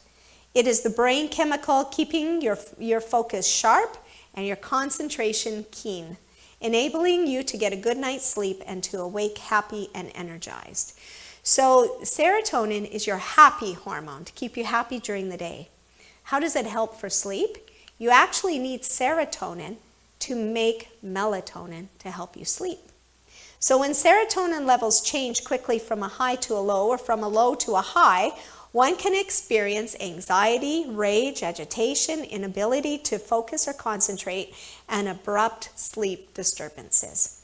Do you know some people that are either on a real high or on a real low, right? Their serotonin is going like this. When serotonin levels are at a steady low, you'll experience depression, lethargic, decreased memory, you'll lose interest in life, chronic insomnia, chronic body pain, headaches, and irritable bowel syndrome. So the body needs to be balanced. Every organ, every part of the body works together. Even your bowels, when you are stressed, your bowels are affected. It can go one way or another with bowels, right? And with stress, some people end up with that irritable bowel syndrome, where one day they're constipated and the next day they're too loose. And it's the brain, it's that connection, right? Carbohydrates and stimulants, such as cigarettes, coffee, alcohol, we tend to go to these kind of things to cheer us up, to help us deal with that stress. They'll cause insulin levels to raise too high, which then will stimulate excessive rush of stored serotonin, causing your mood to go up and feel great. And that's why we say, oh, I didn't have my cup of coffee today, that's why I'm grouchy, right? And so this can help stimulate that suddenly the serotonin comes and we feel great. But what happens? Is that one cup good enough? No, right? Because it'll run out quickly. It'll use up your excess serotonin. And because serotonin levels drop rapidly, you begin to now feel down again, and that vicious cycle begins again. And what happens is you don't just drop down where you started, you drop a little lower each time as well. So in response now, what happens? We try to get ourselves happy again. And one of the things we gravitate for are those simple carbohydrates, right? Chocolate is a good example. And that rush of serotonin again hits, because chocolate will do that for us. And suddenly we feel so much better until we don't again.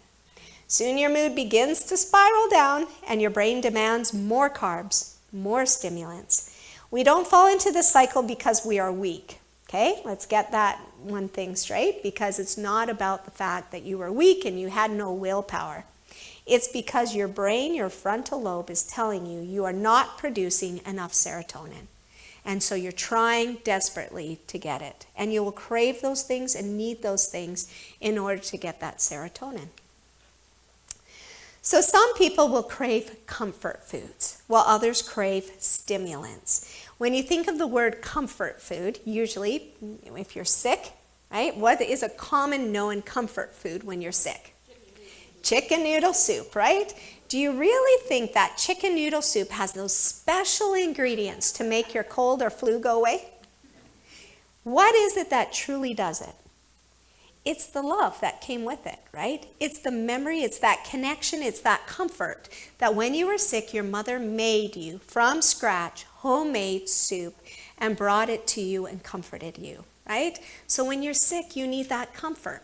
It's the same for the serotonin. We need that comfort. And so we're kind of gravitated to those foods or those stimulants that comforted us. So when I drink that cup of coffee, it comforts me at that moment, right? But I end up in a bad situation again and so forth. Whether we crave carbs or stimulants, we are under the curse of an addiction. As an addict knows, there comes a time when the stimulant of choice does not produce that desired effect. We take in more and more, and no matter how much you eat, you don't get that rush you desire. So your serotonin becomes depleted, you become extremely depressed, and possibly even suicidal. And this is why all stimulants, no matter what it is, including food, eventually become a depressant. So how do we raise our serotonin levels naturally? By making sure we intake everything that the brain needs to produce the serotonin on an ongoing basis. So it means eating the required foods, as we say, with nutrients, and stopping the habits that deplete our serotonin. And as we do that, remember I mentioned it was the frontal lobe of the brain that screams for this serotonin. As we begin to reject these things that are harming us and we focus on the healthy things, this strengthens our frontal lobe. And pretty soon it gets easier and easier and easier because we're strengthening that frontal lobe. Do you know what's in the frontal lobe? That is your character. That is your will. That is your spirituality. That is who you are, is all right there in the frontal lobe of your brain. Out of your entire body, that needs to be the most protected area because you don't want to change who you are. That is your character. You want to develop it to the utmost, right, as possible. An adequate level of insulin. Serotonin production depends on an adequate level of insulin. Balanced insulin comes from a balanced diet, including adequate fats, good fats. When insulin levels are too low, you might suffer from depression, fatigue, insomnia, osteoporosis. Insulin levels can be kept too low from not eating enough foods, so cutting too many calories, skipping meals, eliminating carbs, or over-exercising even. So, there are some people that are almost hypoglycemic, more or less, but when it comes close to mealtime and they're not eating, they get really grouchy, right? And they just feel lousy and they begin to shake and not feel good. And even diabetics, it affects their brain. They are, a lot of times, many of them are not very patient and kind and loving like they used to be because the sugars aren't regular. But whether you're a diabetic or not, we all have glucose, right? It needs to get into the cells, and sometimes our sugars are high and sometimes they're low, and it plays a big role on our temperament. So sufficient protein is important. It's an essential because neurotransmitters are derived from dietary proteins.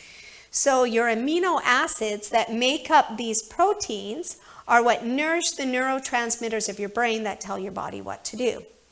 So serotonin is derived from an amino acid called tryptophan, which is one of the essential amino acids used to consume enough tryptophan to make enough serotonin. Okay, and I'll explain this a little more as we go. But first, these are some things, foods that are found in these nutrients, such as B vitamins, of course, for when we're dealing with our adrenal glands and supporting the adrenal glands to make serotonin and such.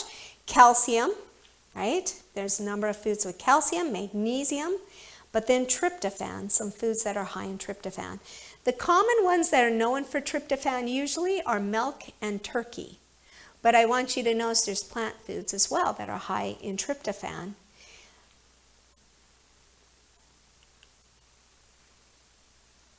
Now, adrenal glands and thyroid are what we would call kissing cousins. They come together and they're very, very similar. When you have an issue with one, you'll have an issue with the other and vice versa.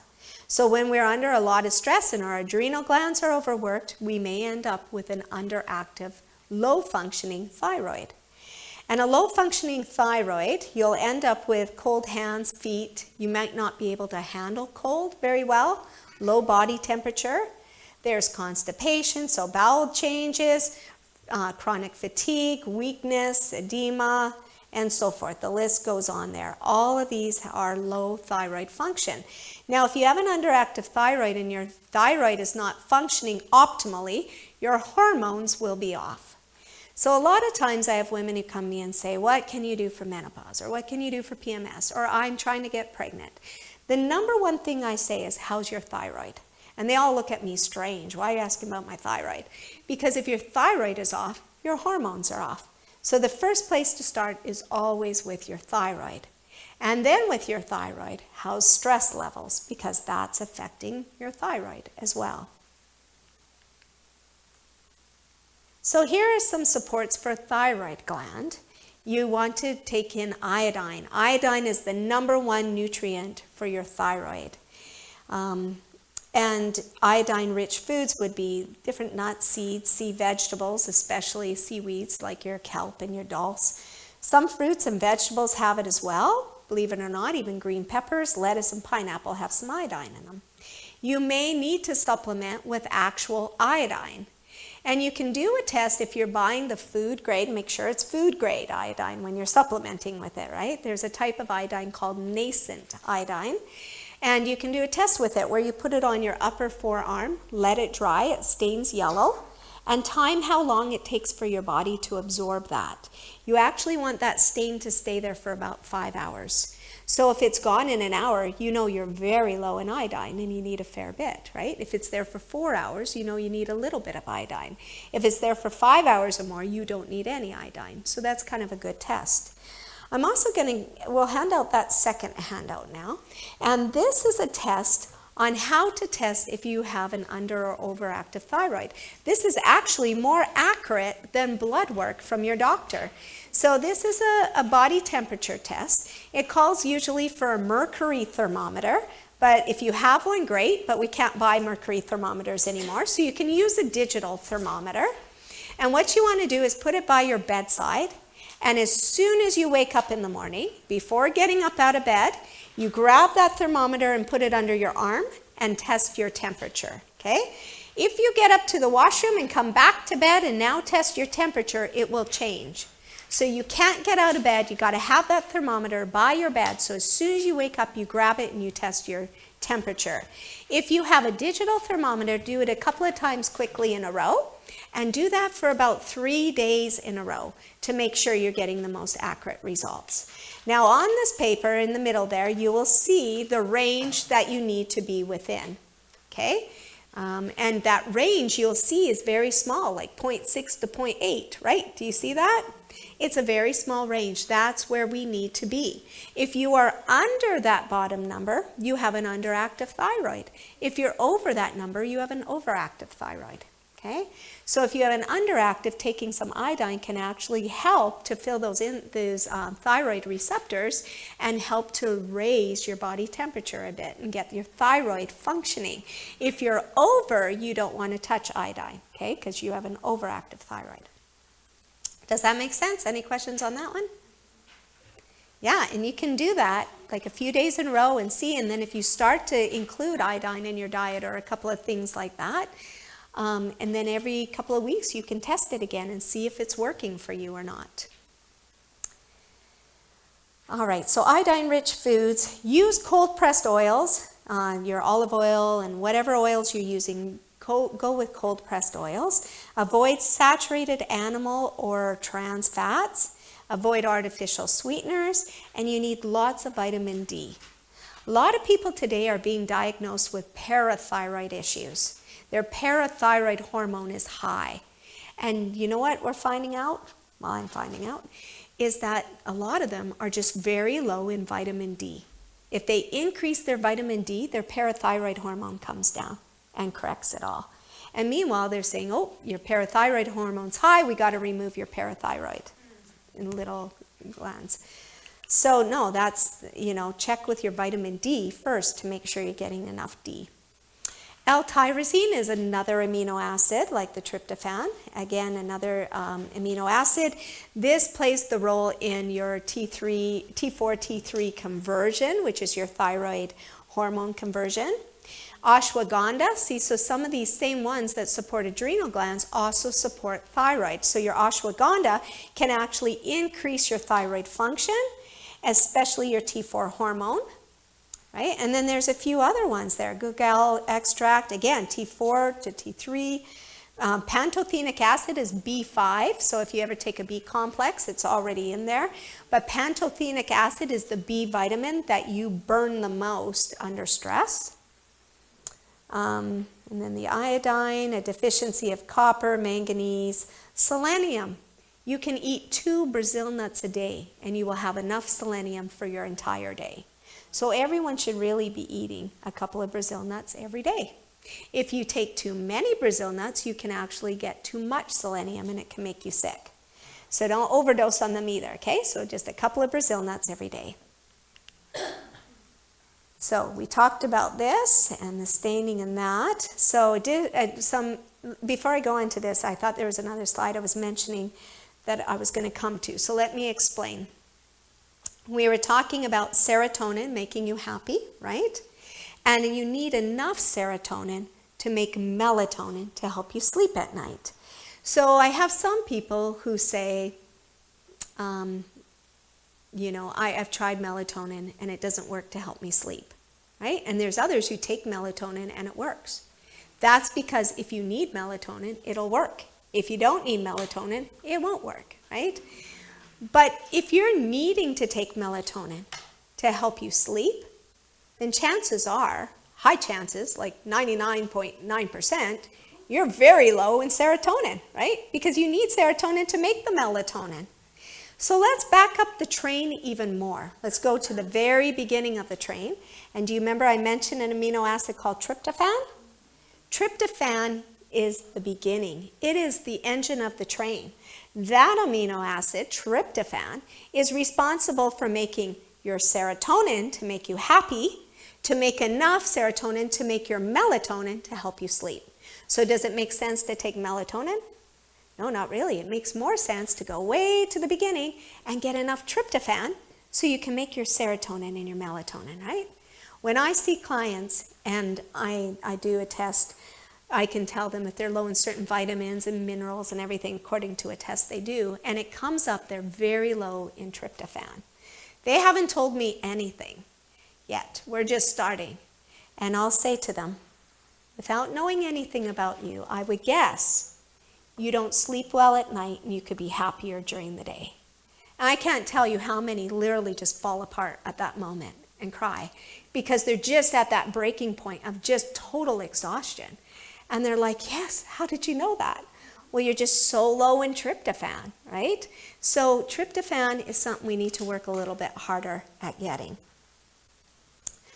So some additional tips for losing weight. Eat 2 to 3 meals per day, right? Make breakfast your largest meal, followed by a nice, large, healthy lunch like you had today, and if required, a light, fibrous supper, right?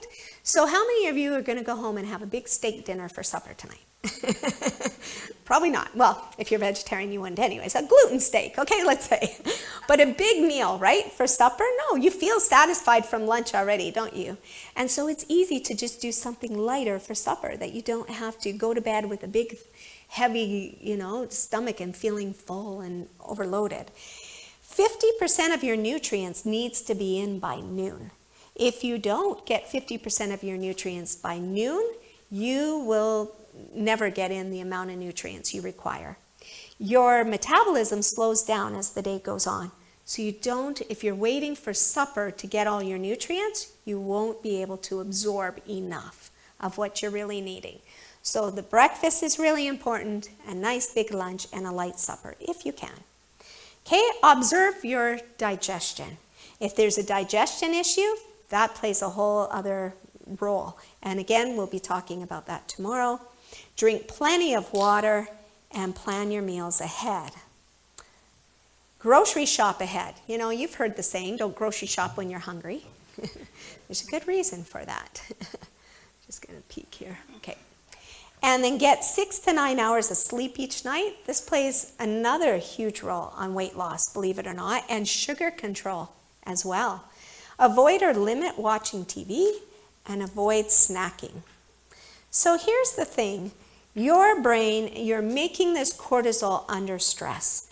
A lot of times we come home and we've had a hard day, and so we sit down and we grab the remote and we turn it on to watch TV, right? We want to watch something funny and laugh and forget about our own trials.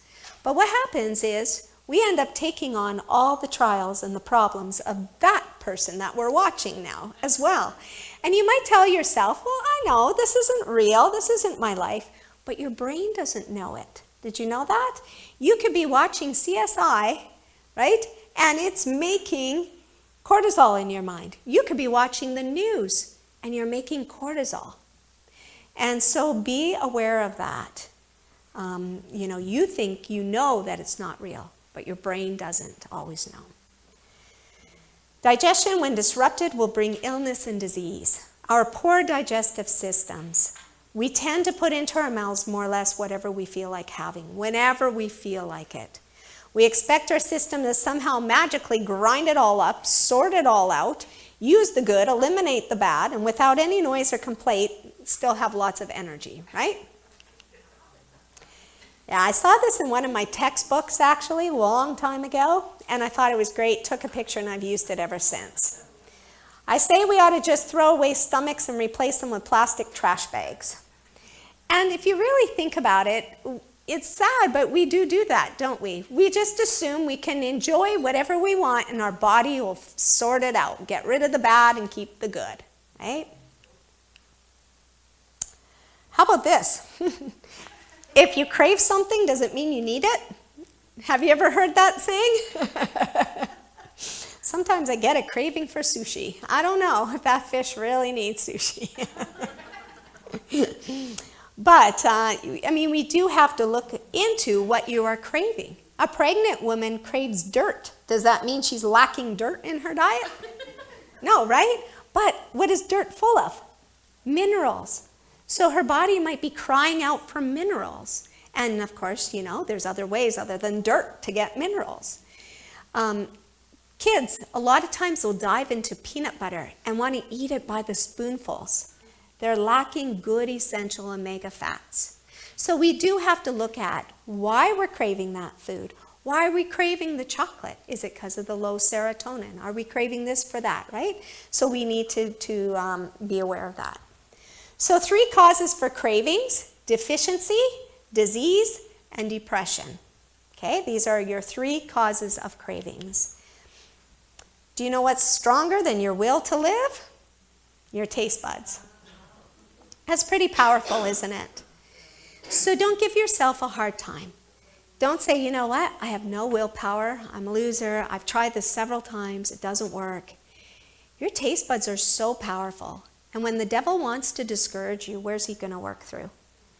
Your taste buds. If it's the weakest link of our body, of course he's going to work through that. And he knew how to do that with Eve, didn't he? And he'll do the same to us. And so we can definitely know we have a God who cares, and he's there for us to help us through. Every 10 to 14 days, as I said, your taste buds are renewed.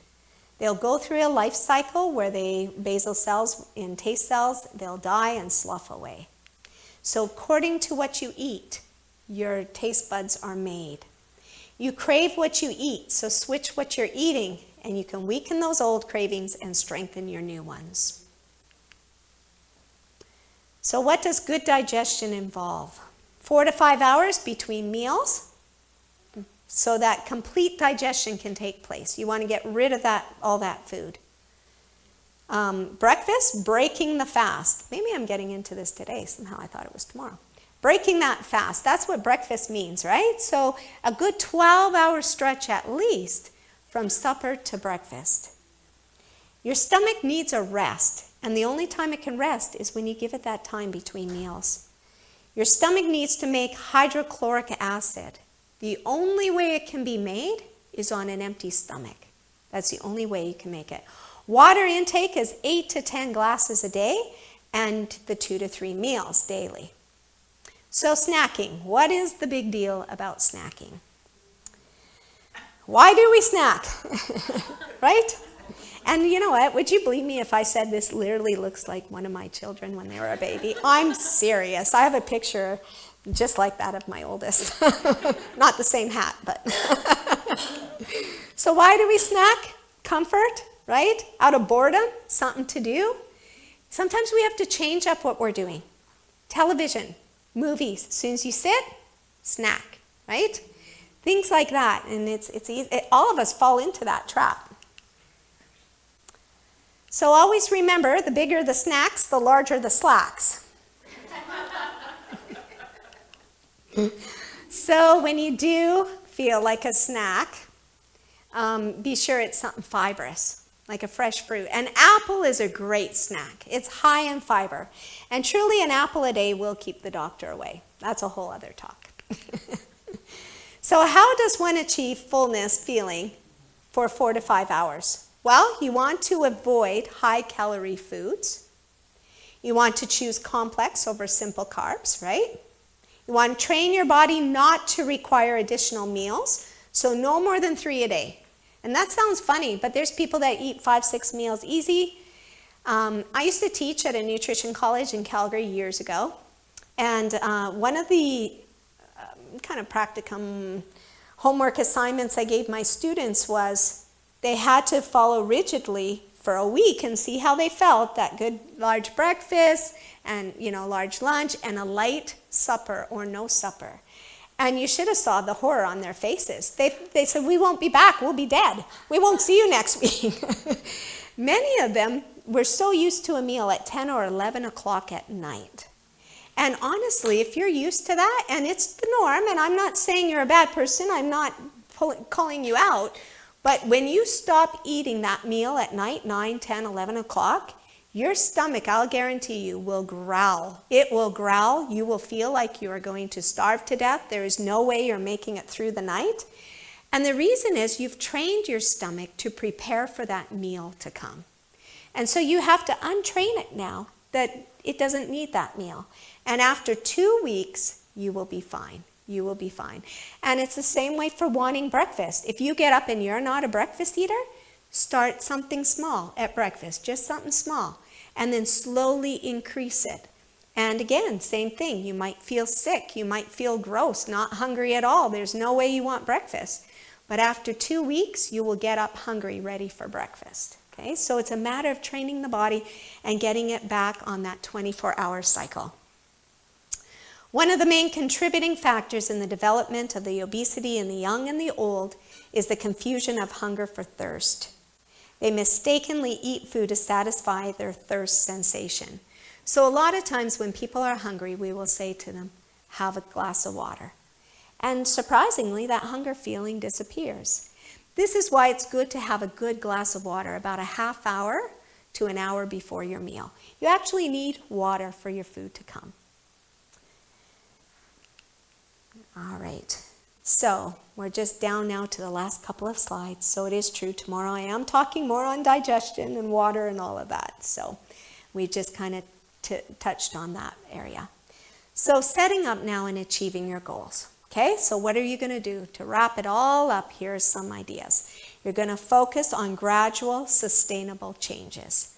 So everything I've shared this afternoon is not going to apply to all of you. You're going to think about what are some of those things I've suggested. Maybe it's just going to be making chia pudding in the morning and see what happens, right? So choose a couple of those things to begin with, and when you feel the difference, you're encouraged to try more. So I don't mean to overwhelm you. Pick a few things that works for you and go from there, okay? And number 2, aim for a specific, realistic weight loss goal. So if you want to lose 10 pounds, give yourself time. Don't say, you know what? I've got this family picnic in 2 weeks and I want to fit that dress that's 3 sizes less. It doesn't happen, right? So give yourself an actual goal that you can reach. And if you reach it sooner, excellent, right? You're not going to complain about that. So give yourself enough time. So maybe 10 pounds in 3 months. Fair enough? Easy enough, right? Track your progress by regular weighing yourself, measuring your body fat and the body measurement. So get yourself one of those scales that you can step on and it tells your pounds and what % fat. Give yourself something to, kind of keep tracking and measuring up to. Focus on long-term changes, such as a healthy eating habits, regular activity, regular bedtime routine, stress management. So long-term, not a quick fix, right? This is a lifestyle change that you'll be successful at and be able to live longer from. Seek support if needed, such as a personal trainer, support group, nutritional consultant, etc. Keep a diary, as we talked about, or a journal of your food intake, and that takes work. It's a pain. But again, I'm not telling you to write 1 cup of rice. Just write rice, okay? Rice, salad, whatever you had for lunch or breakfast or whatever. Even your activity and your water intake. And you know what? Make a chart. Sometimes it's easier. You know how, as a parent, you've ever done this, is you made a chart for your children? You know, they made their bed, or maybe you had the chart. You know, you make your bed, and you ate your breakfast, and you brushed your teeth, and you said your prayers, and you remember those charts? And if you did it, you put a little gold star on it. Okay, again, my students from school, and so you're my students now. Your homework is buy yourself at the dollar store a little thing of gold star stickers. Make yourself a chart and put it on your fridge or on the back of your bedroom door or in your bathroom, and put those stars up. It sounds silly, but when you take a sticker and you actually put it there, it does something to your brain. You're actually physically doing it. And when you see you're missing a gold star, that affects your brain too. And you've got to do something to make that perfect, right?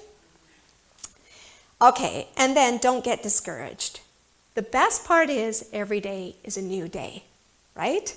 Forget about yesterday. You don't belong there. You belong here today and tomorrow, your future.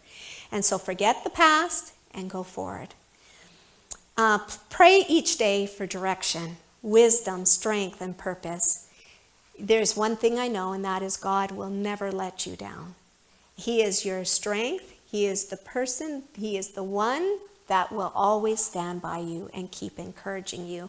He will never think bad of you. Even when you think bad of yourself, He will lift you up, as long as you include Him in your day and your plan. Okay? And reward yourself in a healthy way. You lost 5 pounds, don't run out and buy a chocolate bar, right?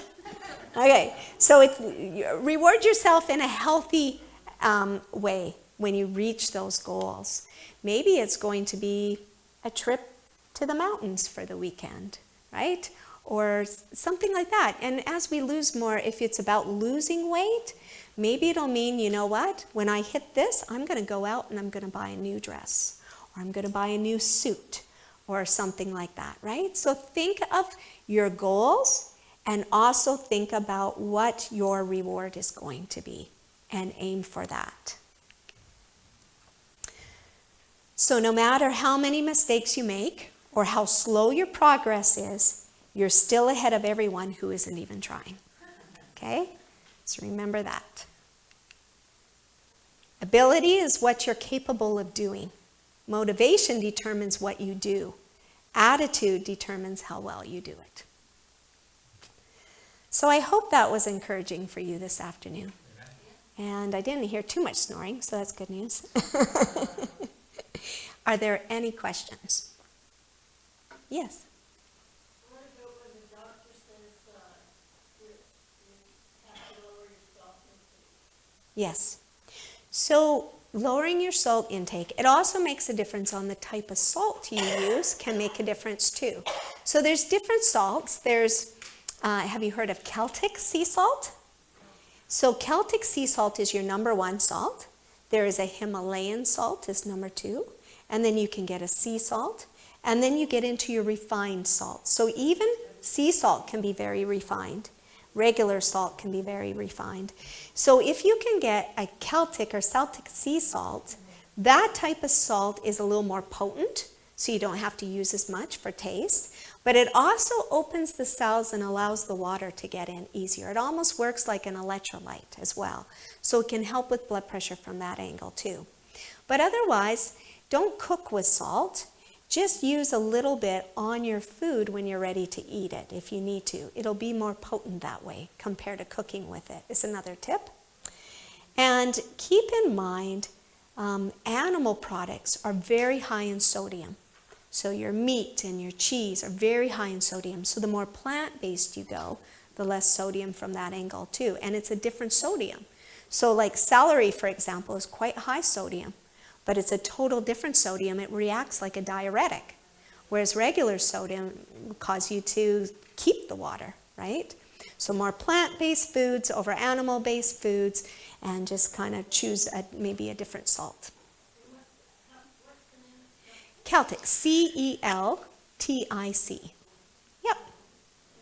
Yes. I know that when you talk about psyllium, but is that bad to take if you're on medication? It is not bad to take, but you should maybe take it separately, depending on the type of medication. Yeah, because Yes. I'm on anti-rejection drugs, so. Right. They told me to stay away from it, so. Yes. But I know it does help with lowering cholesterol. Correct. So you might be better to just include some in your food. So if you're making like a veggie roast or something, put some in. If you're, something like that, include it in recipes maybe a little bit. Yeah, you're welcome. Yes? About water. What water is better drinking? Like ice water and little bit warm water? Oh, that's a good question. Because I moved to Canada, it's always Yes. like ice water. Exactly. So the best water is room temperature water. Hot water is okay. It's got its purpose if you're doing tea and things like that, or soup, right? But Little bit warm. exactly.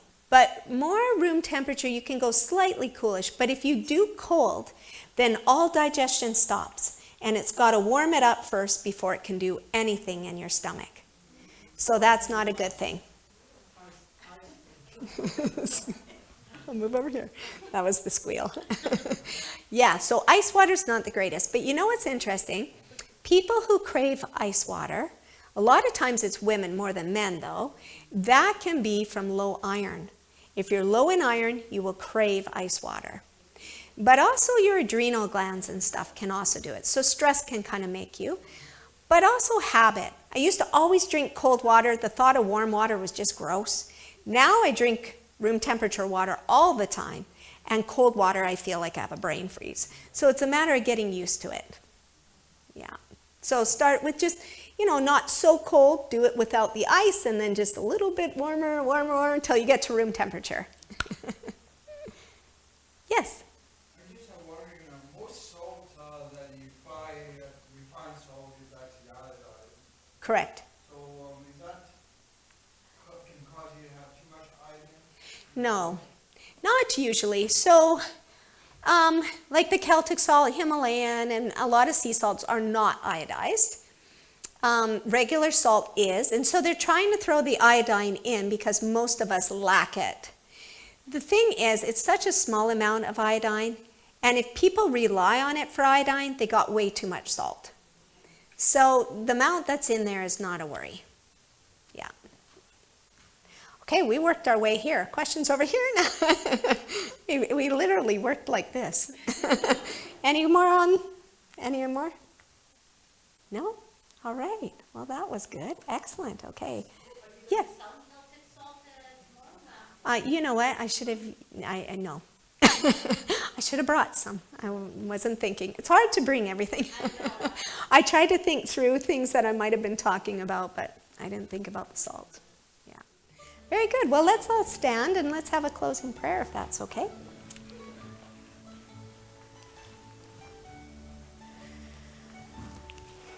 Dear Lord, once again, we thank you for this opportunity to have come together and learned together. And we just thank you again for caring so much about us. Give us the courage and strength to make the changes that we need to in our personal lives daily. We know that we are not capable without your help, and we're thankful that you are willing. Be with us now as we go our separate ways, and bring us back safely tomorrow if it's your will as well. And give us a new week, we pray in your name.